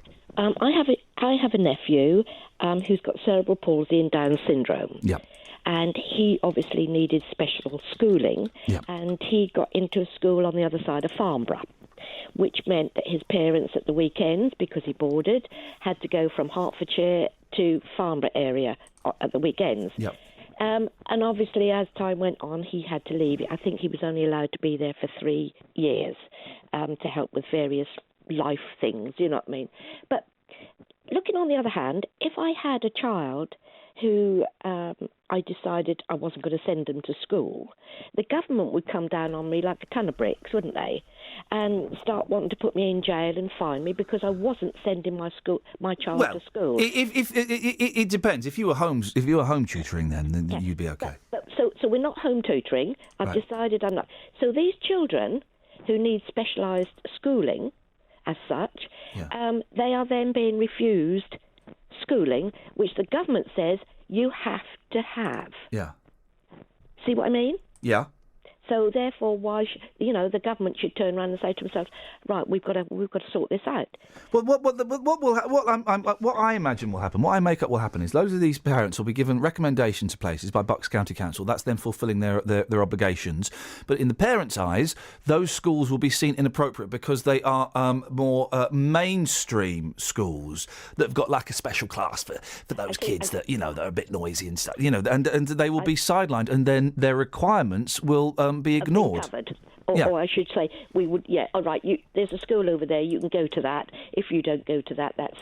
Yeah. We've done our part. We've recommended a school. Yes, it's 300 miles away. Or yes, it doesn't meet the requirements that you need. But we've done our part. You've said no. That's your problem. Yeah, but there is a big problem with special schools because when you think about it, there's a lot of journeying. There's a lot of trying to look after the children when they come home for holidays and stuff. It is not easy. It is not easy. And really and truthfully, the parents of anybody who's got a child with special needs often has to spend more time and money than the average parent does when they can send their child off down the road to a school and then meet them home at 4:30 or whatever. Sheila, thank you very much. I'm moving because I just want to squeeze John in. Morning, John. Good morning, sir. John, what would you like to say? It's just a weird way of looking at it. I mean, who owns the land that the school's on? I don't know. It's a charitable trust. It's a charitable trust. So, I'm guessing that charitable trust owns the land. Do they? Is that how it would work? I think it was left to them by the Disraeli family. Right. Okay. Is what we heard. Go on. Sorry, John. Is it available to be sold off cheap for development? Is that another way of looking at it? Someone's interested in having the land for other reasons? It's a theory that has been put forward on Steve Baker MP's blog. Is a great read. Not necessarily the words he writes, but the comments underneath. And I suggest that maybe him, or he could probably ask his team to do it for him, should look at those comments because some of them are quite angry. I wonder whether he's seen some of them. And it was that was one of the points that was suggested on his blog, John. That maybe it could be. Some people have suggested yes that they could want this school to fail so that they can sell the land and make a load of money. I'm not saying that's the truth. I don't know. I'm sure that that's not the case at all. But some people are suggesting that on the internet. Yes. Okay then. John, thank you very much indeed. I wasn't telling you off. It sounded like I told him, oh, sorry, sir. I wasn't telling you off. Just saying, and also, John, I'm sure you can understand why I have to tread very, very carefully around accusations and things on the internet like that, because I don't want to libel the trust. I'm hoping that the trust have got the best interest of the school at heart. No, I'm hoping that the trust have got the best interest of the kids at heart. I don't, it would be nice to talk to either Kerry McLeish, who sent us this email, or Hugh Forsyth, who I called yesterday, and is CC'd into this email. Could you please confirm that your programme will not say anything negative or critical about any of the trustees? Right, we can't say that. But if you want to come on and put forward your point, Kerry McLeish or Hugh Forsyth, we would love you to. And do you know what? You kind of owe it. You owe it. Particularly as we're hearing from first Sheila 1, I'm going to call her, that Waitrose offered. What did she say the Waitrose offered? I've got the email here where the manager of Waitrose is confirming it. So, okay. So here we are. Let me just. Sorry. Because Waitrose do this brilliant thing, and I'm assuming it's one of these, where you get your shopping, and depending on how much you spent, you get like a little green token, and they have 3 bins of 3 local charities, like a wildlife charity, the Penn School, and I don't know, a kids' football team, and you go, I'm gonna go for the wildlife charity, and you put your coin in there, and the number of coins means they get cash. So here's the email from the local manager at the Waitrose store that we're talking about. And who's this email to? Is this to the school or to Sheila? This is in response to an inquiry from Sheila. Okay, right. So, as promised, details of how the branch has helped the school previously. 1. The school was the branch charity of the year 2014. 2. Branch met with the school to discuss fundraising and how we could best support the school in the coming years. 3. Organised a Call My Bluff charity evening, raised £400. 4. Offered to paint classrooms, brackets, offer not taken up. 5. We made cakes and supported the school fete for past and present pupils. 6. Supported the bonfire event. 7. The school were part of our Community Matters scheme last year, raised £368. And 8. The branch manager offered coaching to the team at the school, offer not taken up. Why would the school that's run by a charitable trust that's got a board of trustees that is in financial trouble? What date was that letter sent? That email sent? This email is from the 17th of July. Of this year? Friday the 17th. Okay, so why would a school that was in financial trouble turn down free stuff from Waitrose? Waitrose, you know, that's a great brand, and you know it's going to be trustworthy and it's going to be decent. Why would they turn anything free down? It sounds like they accepted on some of the offers, and good for them, but why would they turn anything free down? Well, they took the money. I'm looking at this. They took cash, but they didn't take services. And also, why would Waitrose have a Call My Bluff evening? Sounds like a lot of fun. Raise £400, and then the school not do that? They've got Ken Bruce. Ken Bruce's son goes there. I'm not being funny. Ken Bruce is a big star. You've got Ken Bruce as one of the parents at your financially failing school. You milk Ken Bruce for all you can. Well, he's obviously a joiner. He went to the prize ceremony. He went to the prize. I wouldn't be surprised if maybe he gave out a couple of prizes. I don't know, but he was saying, look, you know, I can raise a few quid. Of course he can. He's got profile. Why would you not at least say, you know, at least have that conversation? My mum's care home. They occasionally tap me up, say, would you come and do this? Would you come and do that? They've got opportunities to have fundraising, whether it's Ken Bruce or not, whether it's any of the other parents that wanted to raise funds. Why would you not do that? This doesn't make any sense to me at all. If only we could speak to the people who have the answers. Oh, man alive. We'll try again. We'll try again. I don't know who's on set up today, but we'll get in touch with Kerry McLeish and Hugh Forsyth, and we'll let them know that there's going to be a podcast that's going to go out tomorrow, 30, 40, 45 minutes, whatever it is, of bits of Steve Baker, bits of the mums we've had, bits of the dads we've had, bits of the teacher that we had, and we'll put it all out there, and they can do. Well, I'd like to do more than just send her a link to it. I hate ending the show on a downer. I really, it just makes me uncomfortable. So I'm going to try and find something to lighten the mood. Hang on a second, I can lighten the mood. Ah, yeah, we can end with this. Oh no, hang on a minute. Hang on a second. We're gonna this will lighten the mood. Oonga, oonga, oonga, shanga, oonga, oonga, oonga. He does say that word, doesn't he? Travel news for beds, cards and bugs. BBC Three Counties Radio. The northbound M1 has a lane closed for emergency repairs between junction 14 for Milton Keynes and 15 for Northampton. Very long delays on the M25 anti-clockwise. Still just one lane open after an accident with some lorries between junction 24 for Potters Bar and 23 for the A1M. It's busy from Waltham Abbey. On the M25 anti-clockwise, it's queuing between junction 17 for Maple Cross and 15 for the M4. Long delays too on the North Circular. It's heavier than normal all the way from the Charlie Brown's interchange towards Bounds Green after an accident after the Clockhouse Junction. Tom Watts, BBC Three Counties Radio. Thank you, Tom. Interesting text from Dot, and I don't know how this works because I'm just a man. Has anyone checked to see if anyone's applied for planning permission for the school site? If so, this could be the reason why everyone in charge appears to be sitting on their hands. I mean, and this is why we need the trustees to come on the show. Thank you. Local and vocal across beds, hearts and bucks. This is BBC Three Counties Radio. Thank you, Iain. Good morning. Welcome to the JVS show. I'm Jonathan Vernon-Smith. It's Tuesday, it's 9 o'clock, and on today's Big Phone-In, Do you think the Ashley Madison hackers have done a good thing? A dating website that helps married people cheat has been hit by hackers who've threatened to release information about millions of customers. Ashley Madison, which used the advertising slogan "Life is short, have an affair," said it had been attacked and some user data was stolen. The hackers have published some of the information already, and they say they'll publish more, including the names and details of the website users if the website is not shut down. Well, this morning I want to hear your reaction to this story. Do you think the Ashley Madison hackers have done a good thing? Pick up the phone, come on and have your say. Here's my telephone number. It's 03459 455 555. This is the JVS Show on BBC Three Counties Radio. Your call in just a second, but first let's get the latest BBC News at 9 o'clock. Here's Simon Oxley. The headlines: parents meet administrators at Buckinghamshire School, man released after anti-terror arrest in Luton, a new contract for Milton Keynes Dons manager. BBC Three Counties Radio. Parents fighting the closure of Penn School near Wickham met with administrators last night and were told that 5 parties have expressed an interest in taking over. The special school will close for the summer tomorrow, with parents struggling to find places elsewhere for September. Administrators have set a deadline of July the 31st for an offer. Parent Amanda Burgess was at last night's meeting. The administrators have said that there is still hope. There are 5 interested parties, which is what they've said at the main meeting, and that we shouldn't give up hope, but they don't want to give us false hope either, and they're hoping these 5 interested parties will be coming forward in the next few days.